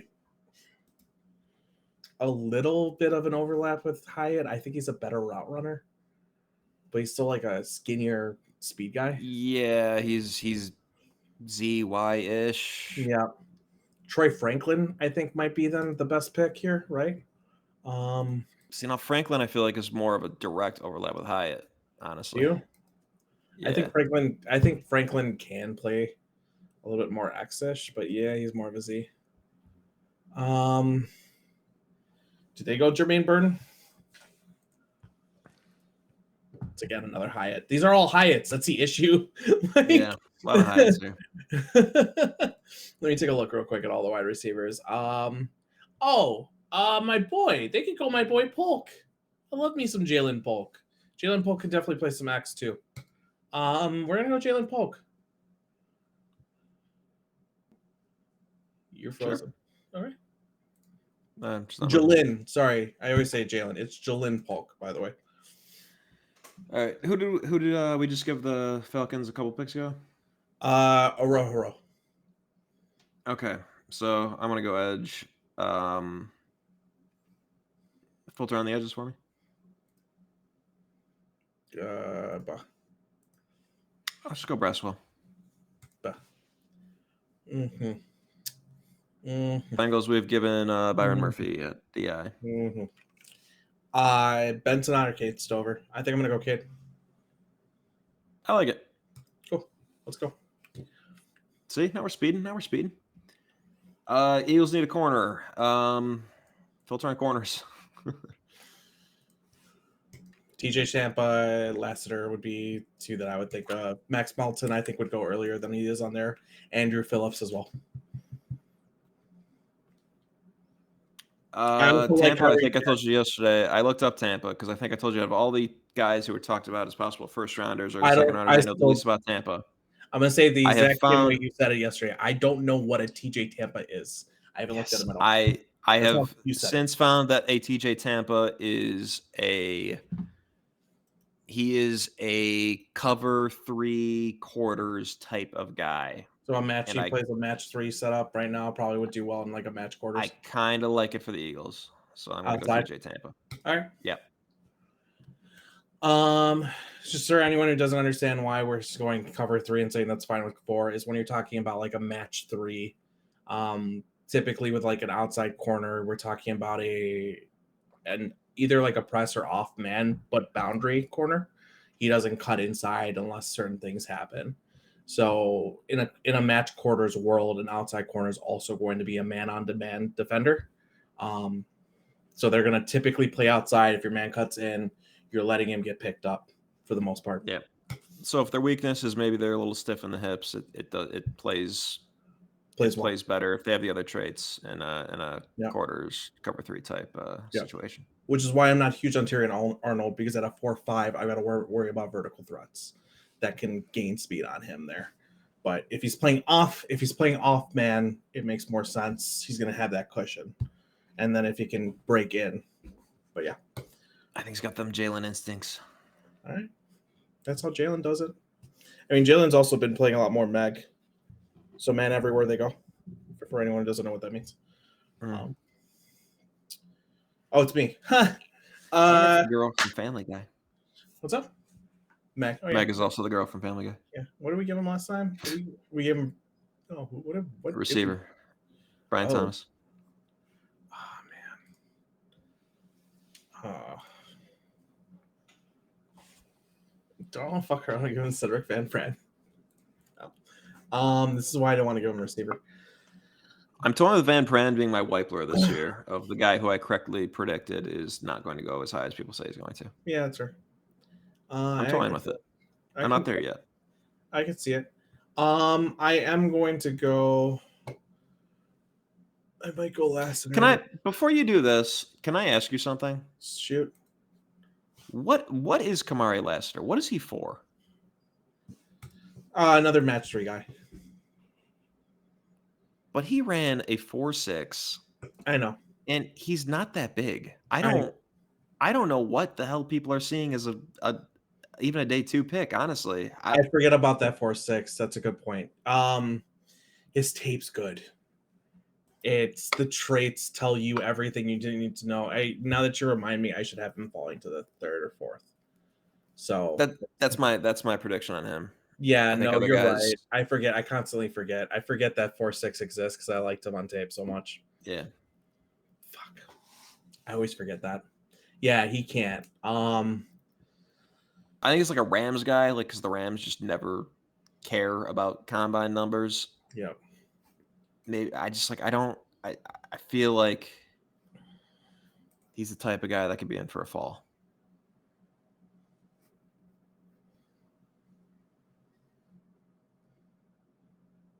Yeah, we've had Ennis drop a bit. I'm gonna take him. Yeah. Not a fan of. Yeah, that's fine. All right. So the Rams, I think they think about Bo Nix, but I'm actually what do we give them? We gave them man, I can't remember. We gave him a Johnny Newton. Johnny, which we're a little. Oh, I'm regretting. Little iffy on. Yeah, I should have given them. I think they should have taken a Jared Verse at that pick instead. So any Rams fans who somehow stumble on this for some reason, forgive me. Oh, I'd imagine half our audience is Rams fans. We're Rams fans ourselves, aren't we? Hell yeah. That's why I knew their left tackle when you asked me it. I'm a big Matthew Stafford fan, so I'm just. That's why I knew whether Joe Noteboom was still on their team. Hey, my unofficial MVP ballot, I had Stafford 3. I like Stafford. Stafford played really well last year, I thought. So I like I think I like this as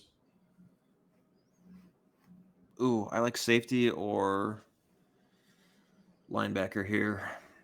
Do you want to go Bullard? I'm thinking about Bullard. Oh, Newbin. I don't know how to say Tyler Newbin. He's been falling a lot. Jaden Hicks is also a good one. Depends what kind of safety are you looking for? They signed Cameron Curl, so I'm looking for more of a traditional free safety type. I would go either Jaden Hicks or Newbin. I think Newbin plays a good deep, yeah. I think Newbin makes sense here because he has a very poor RAS that the Rams don't care about. But the production's on tape. I'm thinking maybe that. Peyton Wilson too, but I think I like Newbin here. All right, I like that. Eagles. Peyton Wilson. Yep, absolutely. That's chalk. If he's there, that's chalk. If he's there, I'm not gonna say that that's gonna happen.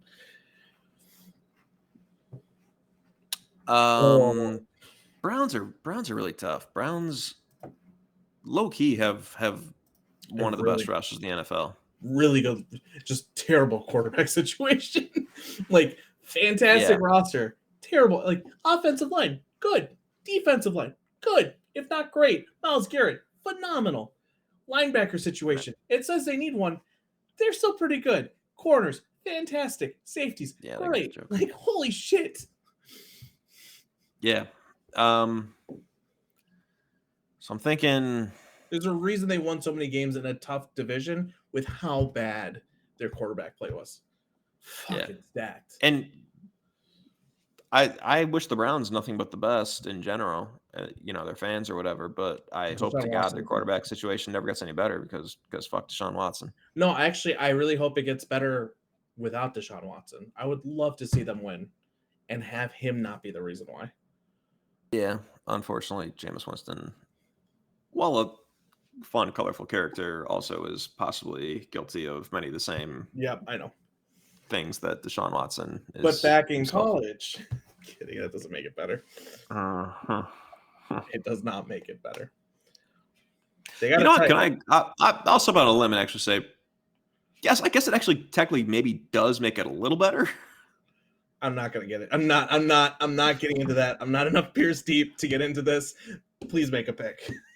Degrees of please do not. We're not going there. They're both bad. Don't do it. Man, I'm looking at this fucking depth chart. It is stacked all over the place. I think as a result, anytime a GM has a reason to do such a thing, they will take a running back. So this is where Jonathan Brooks is coming off the board.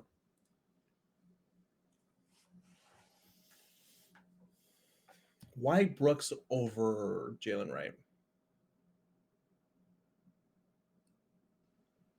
Don't know. I haven't really looked at the running backs. All right. I'll give it to you. I don't know. What reason do I have to look at the running backs? Yeah, give me 1 second. I got two people I want to look at real fast. Yeah. So, as Adam is quiet, I will remind the viewers that the Dolphins took Graham Barton in the first round. Oh, I know that. You're gonna think I'm weird. The viewers. Not fast enough. So the Dolphins. Not fast enough. They've got needed DI. They lost Christian Wilkins. Corner. They drafted Cam Smith in the second round last year, and they signed who'd they sign? They signed a decent cornerback to replace Xavier Howard. I'm gonna have to look it up myself, even though it's not my pick, because I'm just trying to fill that air. They signed Jordan Poyer to play safety. Look at my screen. Ooh, Devontae Walker on the screen. Why in God's name is that happening? I think they got it tight. Do I like it? Oh, absolutely, God, no. Well, let me ask you this: why Devontae Walker and not Franklin or Xavier Legette?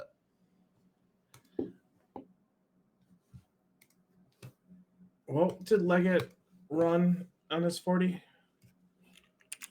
I don't know, but his RAS is 9.9. 4.39. I did not realize he ran a 4.39. I thought he was up in the. I would not have. Yeah, and then Franklin's a 4.41. That's why not. I'm going like 4.3s. I want 4.3 speed. I'm trying to get speed. That's it. I'm being an asshole here because that's not actually the pick. I was trying to be funny. Yeah. How does that happen? The actual pick is tight end. And this is where I think, do we get 3 tight ends? This is where I think it's a little much, but I think it is thinking like a NFL guy who's like, oh, we need this guy who can like do this wham block every once in a while for us. Yeah, this is where.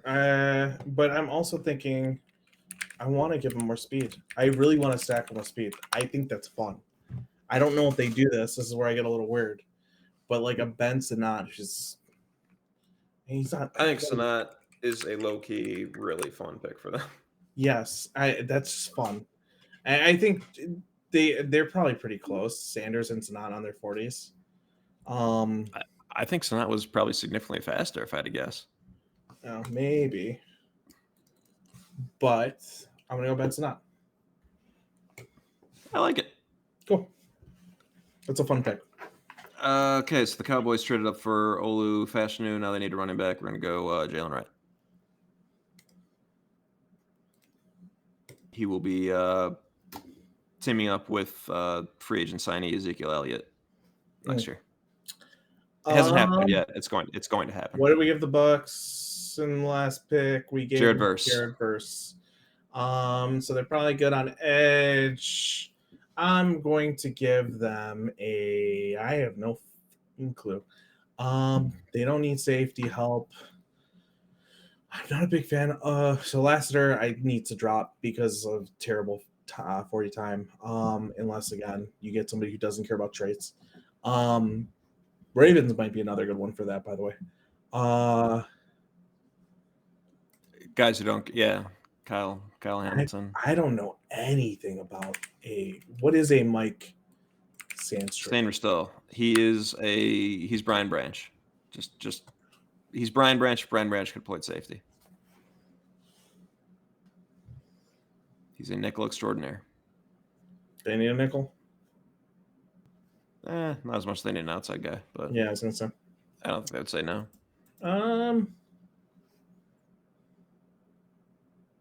Tyler Guyton would be Wirfs. They don't need Wirfs. All right, they're gonna take Kingsley. Kick him inside.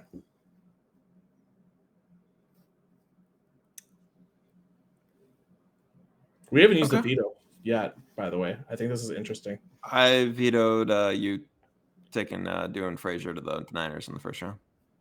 No, you almost vetoed it. I opted not to after we talked about it because you made a good point that I agreed with, and I was like, I don't even need to take that. So then I was about to veto that. I don't like that. I think I would just give him Christian Haynes or Cooper Beebe, just an actual guard. Oh wait, you vetoed? You want to veto Kingsley? It doesn't matter, but I think I would have. Yeah. Oh well, we already picked him, so. The Seahawks, I gave a linebacker. Sorry to any Seahawks fans that stumble upon this video for some reason. I think now's the time to address guard, and I just said his name. I think Christian Haynes. I think Haynes is a good, solid second round type. I forget Haynes and BB exist a lot. That's a good pick. Because my first thought is, who am I kicking inside on the tackles before I start thinking about the actual Iowa? And they did that with Haynes. He had Notre Dame. Like, it's not crazy that Tampa Bay would be thinking that way. Yep. So we went. Jeez, the Texans took a few picks, haven't they? No, the Texans only had one pick, and it was a linebacker. Did they not pick earlier? No, they traded it to the Vikings in the trade down. Oh, right. Hey, before you scroll, you just asked me. I probably remember. Yeah. So we took a linebacker.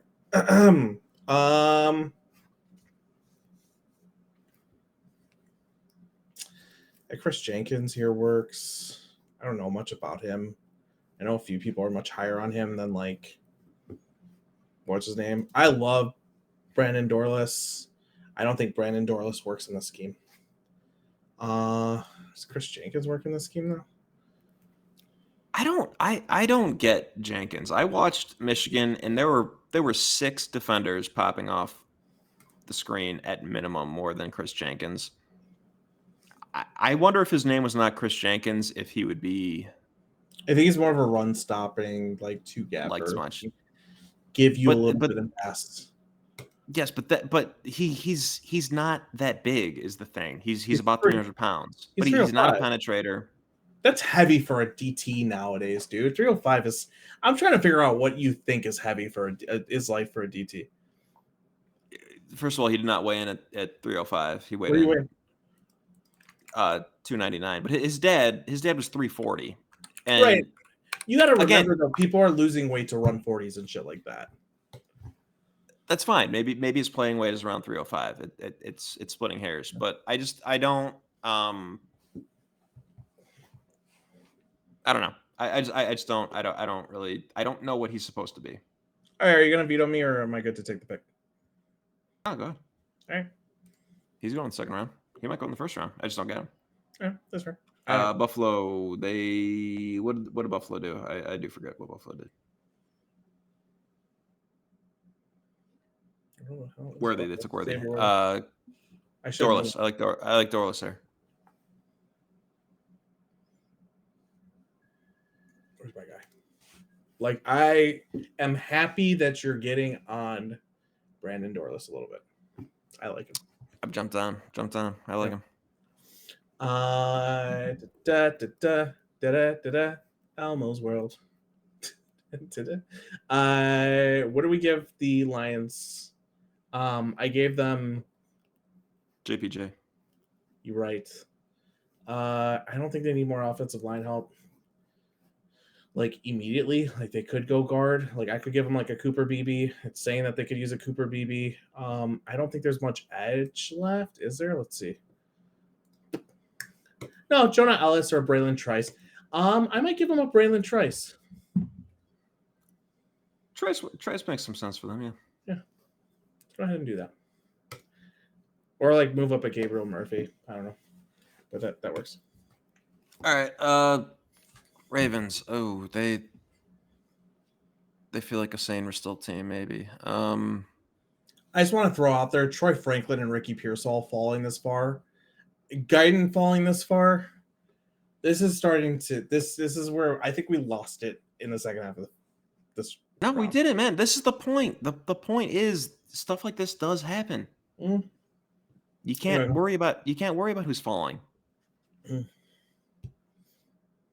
I will say so they took Chop, I believe, in the first round. Yep.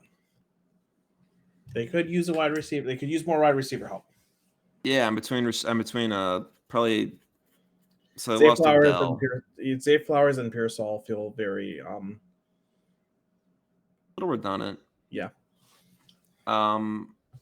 They lost. So Bateman is kind of their Z still.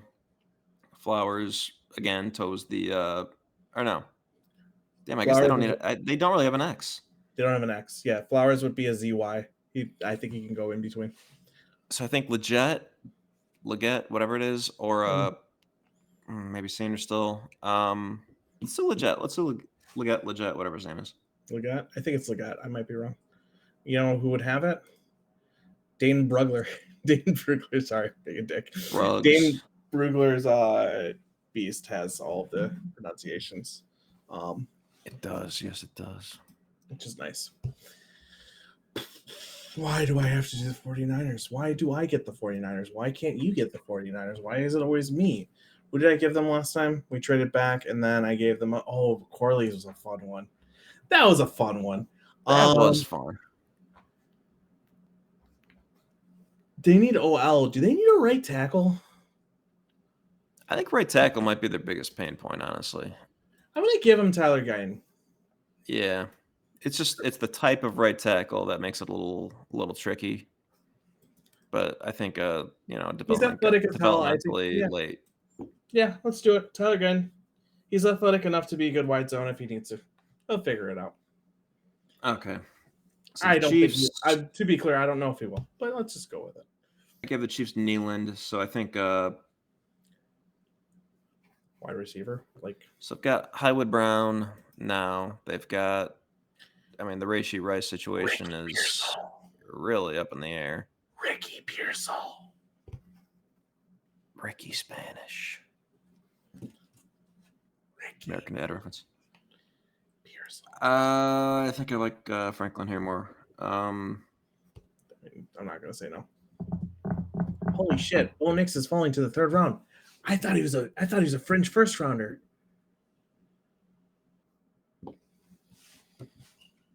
I like Franklin. Okay, Franklin. And we're into the third. Panthers have gone center, and I've got to assume, they center and receiver so far, yeah. Okay. A lot of my A lot of my DL help that they would typically take is gone. I think. Devondre Sweat's fun. I'm gonna go Sweat. Yeah, an issue with Sweat. I think third round is his ceiling. I think it's a little high. Man, I feel like I discovered Devondre Sweat last year trying to scout Ojomo and Coburn. I was like, who's this guy popping off? And it was Sweat. Mm-hmm. But yeah, I'm not against Sweat. I go Sweat. All right.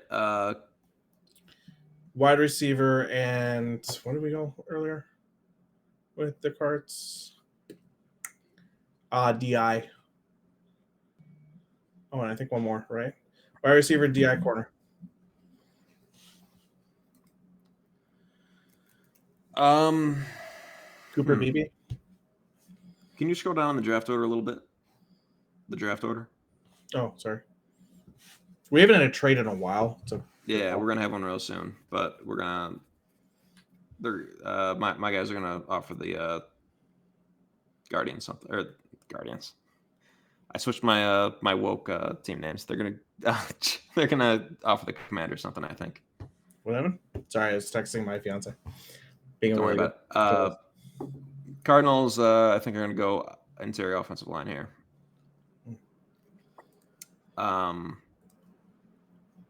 Did BB go off the board? Oh no, he's right there. Okay, I was gonna say.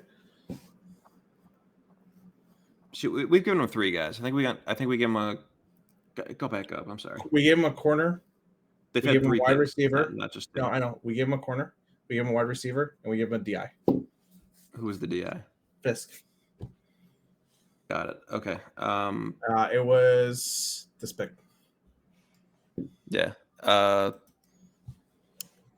Let's give them.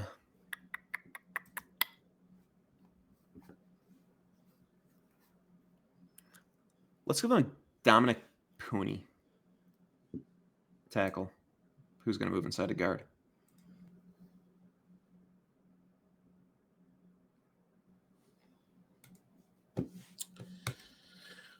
Ring, ring, ring, ring, ring, ring, ring, ring. Phone's going off the hook. Broncos have got to get up to this pick. The fuck do you want? What if We'll he give you answered 70, the phone like that? What's up, George? 76. What's 76. up, Georgie? Hi, Georgie. 76? 76 and 2023 third. Oof. Oof. We're desperate. Yeah, fucking go. All day. I'll take that. Take Bo next. What if you're like, all right, Lassiter. Yeah, Bo next. Yeah, I know. What did we give him? Wide receiver and tackle, right? No. Tackle, receiver, and edge, I believe. Edge. Okay. Man. I think they could go receiver again, to be honest with you. They could. They could also go corner, I feel like, right? They've got Gonzalez, but who do they have across from Gonzalez right now? I mean, John Jones is good, but he's best in the slot. Mm-hmm. They just re-signed Duggar. They got safety. I don't think they have much at safety. So maybe I go Lassiter and I move Lassiter to safety, or I go Bullard. Bullard's more of a nickel corner type, though. I think he's better. I mean, he's played a lot of deep, but I think he's better as a nickel corner. So yeah, kind of like I might move Lassiter to safety. Good at high football IQ kind of guy. Probably someone Mayo would like.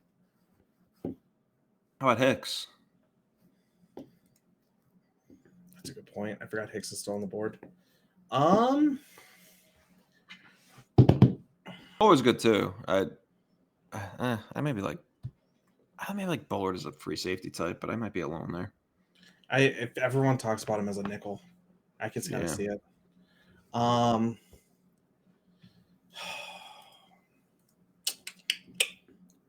Hicks is a good one. I still want to take. I like Lassiter, man. I feel like I can move him to safety. At a 4-6, I can move him to safety. High football IQ guy, right? Could be kind of like the, I don't know, um, what's his name with the Ravens? We're too close to the Bears pick for me to veto, so you do whatever you want. Why do you want him to the Bears?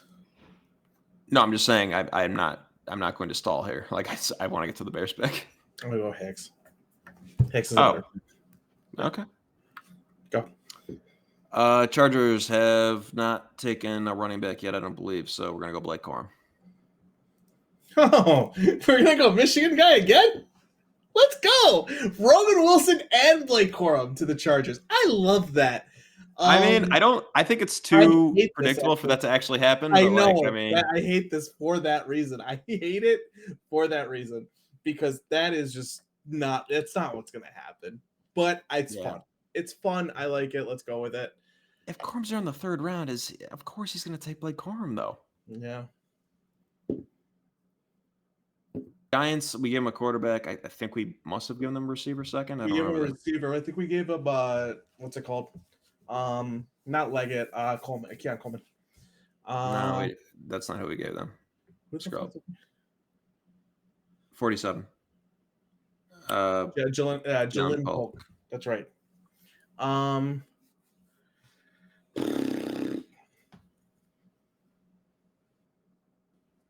They could use everything.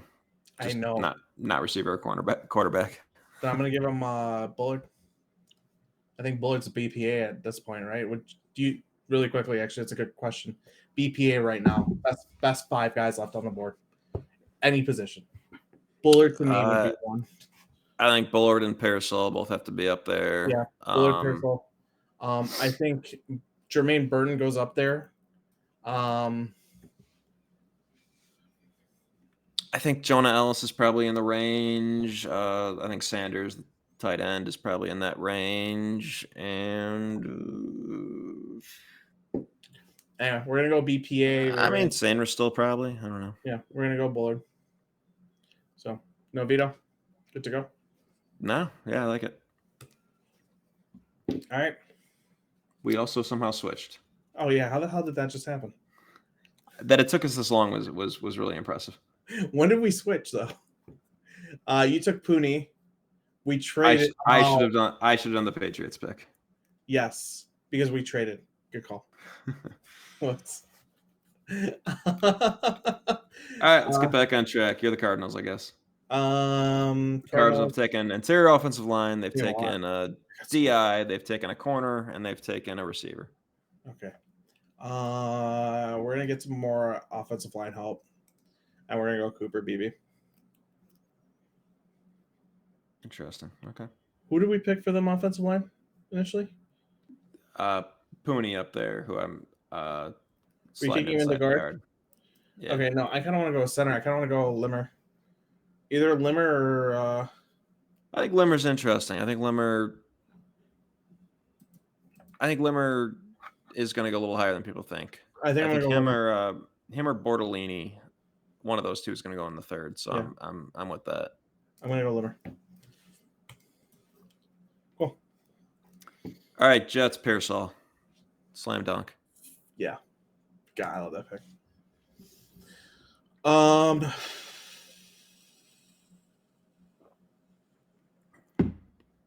They need a wide receiver, don't they? I think I think strongly towards receiver here. Yeah. I'm gonna go Jermaine Burton or who do they? So Jalen McMillan would feel kind of redundant with Amon-Ra, right? Tez Walker doesn't feel right. Javon Baker would be a fun one here. I like Javon Baker. What are your thoughts on Baker? I mean, if I had to guess, I would say he's probably more of a fourth rounder, but like the Lions don't care, and I think they need like their Josh Reynolds replacement, like their jump bally XE type. Yeah, so Javon Baker feels right. I think Baker feels good here. I'd also be fine with Burton. Burton can play outside like a Z, right? So I think they could use either. Do they still have no, they don't have what's his name anymore. Shit, why am I blanking on his name? No. Huh? Well, they have Jameson Williams, who I think is their obviously Speed their C. Z. Yeah, that's a good And point. I think Burton is maybe a little redundant there. So I'll say I was this. I thinking think DJ Chark. I was thinking DJ Chark because they were using DJ Chark as their speed Z for a bit, but I forgot that they had yeah, Jameson Williams. yeah, I'm gonna go ahead and take Baker. yeah. Okay. I'll say I think some team might be dumb and go Johnny Wilson, who I don't really get, but I think some team might He's a tweener, just and you fall know in how love with tweeners that. work out. Yeah. He's a, All right. So for the last pick, before the Bears pick, friggin' have we given them an edge yet? Go back to their previous pick. I thought we did. I might be wrong. Dude, I'm tired now. Yeah, we gave him Chris Bradwell. Yeah. Shoot. They went corner earlier too, right? They Yeah. don't need much. I mean, I would give them some more defensive line help personally, but I don't know how much we've got left on the defensive line. No, none of that. Leonard Taylor could go. Dwayne Carter, and Leonard Taylor could go earlier than I think these boards are saying they would. You can go extra edge and double dip. You seem to like Jonah Ellis. Yeah, I kind of wish I had not given them the edge earlier because I like Ellis. But you can give them two. Why go the to hell not? go to safety really quick. Bullock's Give them fine. Dadrian Taylor Demerson. I hate you. Don't care. God, right before the Bears pick. I love him. I don't. I actually don't know shit about him. I think he would be a good free safety as a developmental free safety.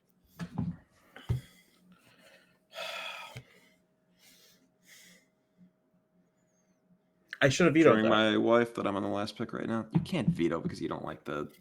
I know. We're not. Why would we take a safety round 3, especially a strong safety type? He's more of a free. He's got half not. field. Tyler Owens played free safety. He can play free. He's more of a versatile. I shouldn't say he's more of a free. He's not more of a free. He's a versatile safety. He can play both. I like that. But anyway, I agree with that. I think he's a good deep half safety, but I don't. I think he's more Brisker insurance. I think he's more on the that side of things. But I do think he can play next to Brisker and give you, because we're not okay. We do play a good bit of cover one, so fine. We need somebody who can play free. So, all right, let's highlight our options here. Let's do our drop down in the positions and go receiver, offensive tackle, interior offensive line, DI, edge, and if there's anything else that you think, but those are what I'm looking at. Safety and corner. I think we could get nickel. I think we need edge. Okay, sorry. We need nickel depth. Specifically need nickel, like big nickel depth, right? So like a Kyler Gordon replacement. When Gordon goes out, it's Blackwell, and I don't even know if we've tendered Blackwell yet. And the big issue there is Gordon is people don't understand this. Gordon is a big part of our run defense. That's why I say big nickel. I don't think people understand. This is not Fangio's defense. We need to stop talking about two gapping as Bears fans because I'm really sick of it. I don't understand why anyone continues to bring up, oh, what about it? He's not a two gapper. The fuck? This is a one gap penetrate defense. What's wrong with you guys? And we need to stop thinking about for what you're talking about. Yeah, I know, because you don't pay attention to Bears Twitter at all. And we need to stop talking about like nickels or linebackers who cover like that. They cover in zone. We need length like that. Zone coverage is different than man coverage. That's what I'm trying to say there. You need linebackers to cover, but cover in zone. And we need to stop talking about what's it called? Nickels who are like mostly covered nickels. You need a versatile nickel, a big nickel, somebody who can play in the run and get their fucking heads in there. Same thing with the strong safety. That's why those two going down is. Man, we're so close to almost being done here. I know. We can't be ran right now. Let's go down this list a little bit. That was the end of it. Sanders still very feisty nickel, but he's undersized. Kamari Lassiter, I just don't think is going to go this high. I don't think so, but I think he fits what you're talking about. I think he's a zone nickel. Like that's a possibility. I just disagree with you on whether the use of our round 3 pick is worth depth at zone at nickel. No. So Lassiter, I think, would be a good safety. You got a high football IQ, former corner, moving back to free safety. Does he have these? This is my only issue, though. Is we're talking about a half field, right? So Bears play middle field and half field a lot, right? Because we'll go into like a cover one, cover three a bit, and we do that on early downs a lot. I don't think people understand that. And then obviously Tampa too. Does he have the can like? I'm not worried about him doing like a third. Does he have the range for a half field? Is my issue at a 4-6. I don't know. I don't believe so. I don't think so either. I So think I I would think I love think if we were him. to take him, it would with the idea that he'd strictly back up Kyler, and I don't think that that's what we need to Yeah. be doing with our No. third round pick. No. I agree. Jermaine Burton or any receiver, because I Jermaine think Burton. Burton, while good value, is I think the Bears traditionally avoid Would anything character issue Yep. related. And there's a good bit of character issue with Jermaine Burton from everything I hear. Um. McMillan, I find to be tweenery as a receiver. He played slot at Washington, but he's Who did we grab not already? a traditional slot. We got. Um, Oh, we got Ojinze. we have Rome and Caleb, Yeah. our ideal first round. Love it. What I'm thinking here is if we can make an excuse to take an edge or a DI, that'd be great. Now I'm going to edge, immediately say no to edge. The so chances of edge, a third yeah, round edge hitting are so historically low that I yes, find it asinine whenever I see it in a mock. I agree. I don't know that polls is necessarily thinking that way, and we're trying to think like polls. But the only edge shot that he's ever taken in the draft was a 6th round shot at a guy who was projected to go much higher in Dime Rob. Yep. Did not work out. Yep. Um, Johnny can I Wilson. interest you in Michael Hall?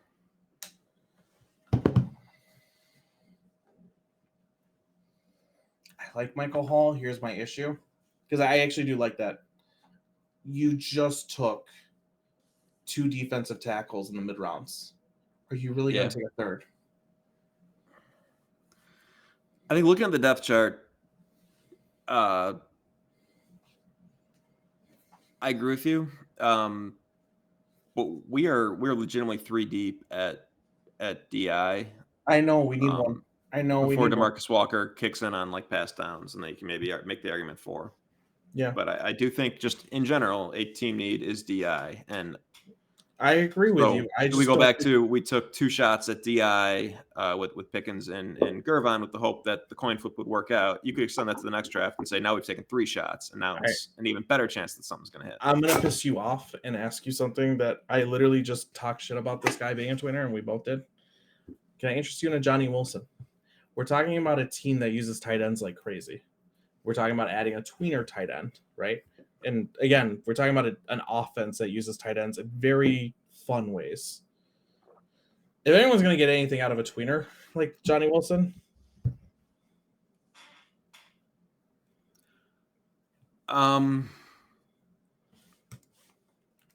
Man, I would say at that point we might as well just take Jatavian Sanders. I know you hate it. That's the issue.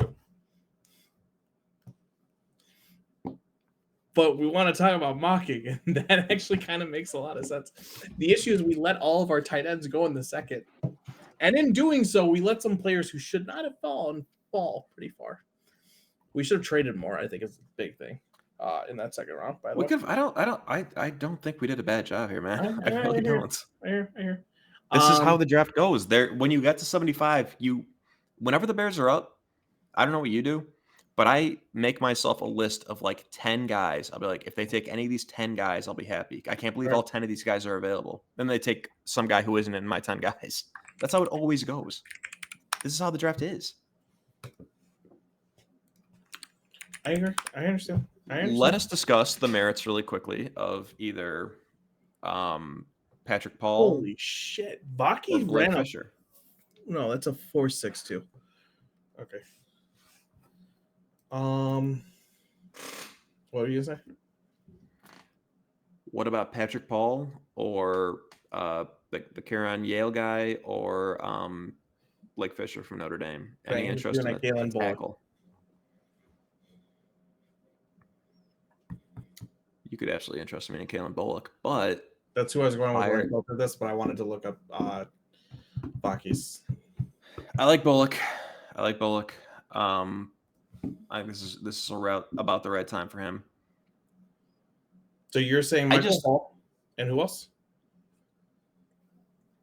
I'm with Bullock. I'm with maybe a tackle, offensive tackle. You Like said could you interest me in Michael Hall, and who was the other one? I named a bunch of offensive tackles. Okay. So if we're gonna go tackle, fine with Leonard Taylor. Leonard Taylor is your Gervon Dexter-esque shot, right? Yeah. He's your tradesy. Yeah. Fine with Michael Hall. Who else did you want me to look at? Again, I was saying offensive tackles. We're talking through everything. Oh, who do you want me to look at? Offensive tackle. Those top two guys and Patrick Paul, who's listed a little too low for my liking. Where the fuck is Patrick Paul? He was the fourth guy on the list. Oh wait.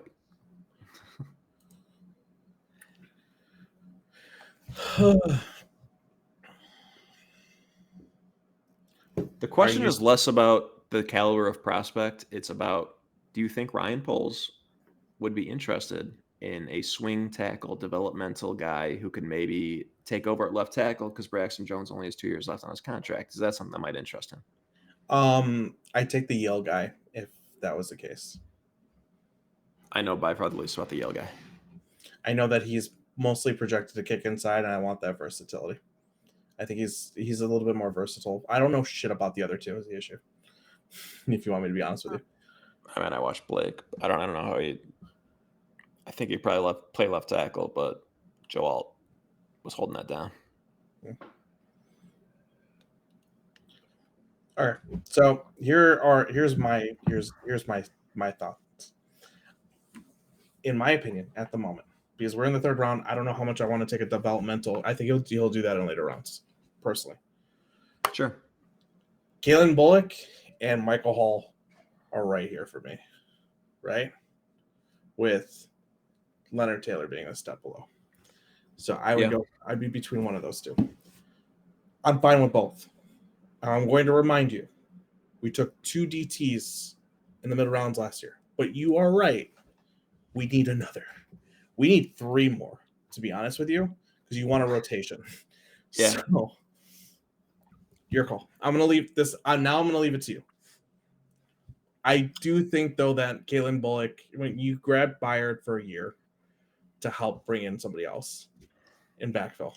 And we also, if you look at that depth chart, we have no safeties. Seems like you want Bullock.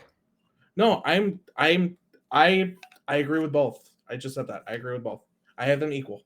I just want to give you my argument for Bullock so you can understand what I'm seeing, so you understand why they're tied to me. Because in my opinion, they both are there for the same reason. They can both I see it. I see it for sure. No depth. We have no depth at either. If I'm getting into Poles' head, I think Bullock and Hall, there are arguments against both of them. Mm-hmm.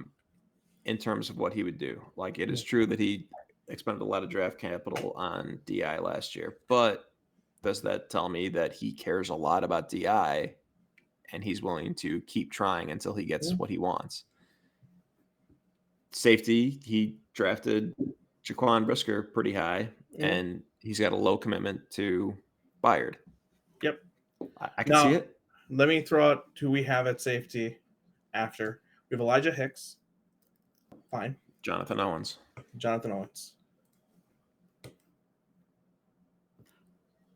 Here's what I think. I think he did enough in free agency at safety that he probably does not plan on dipping into the safety class, is my guess.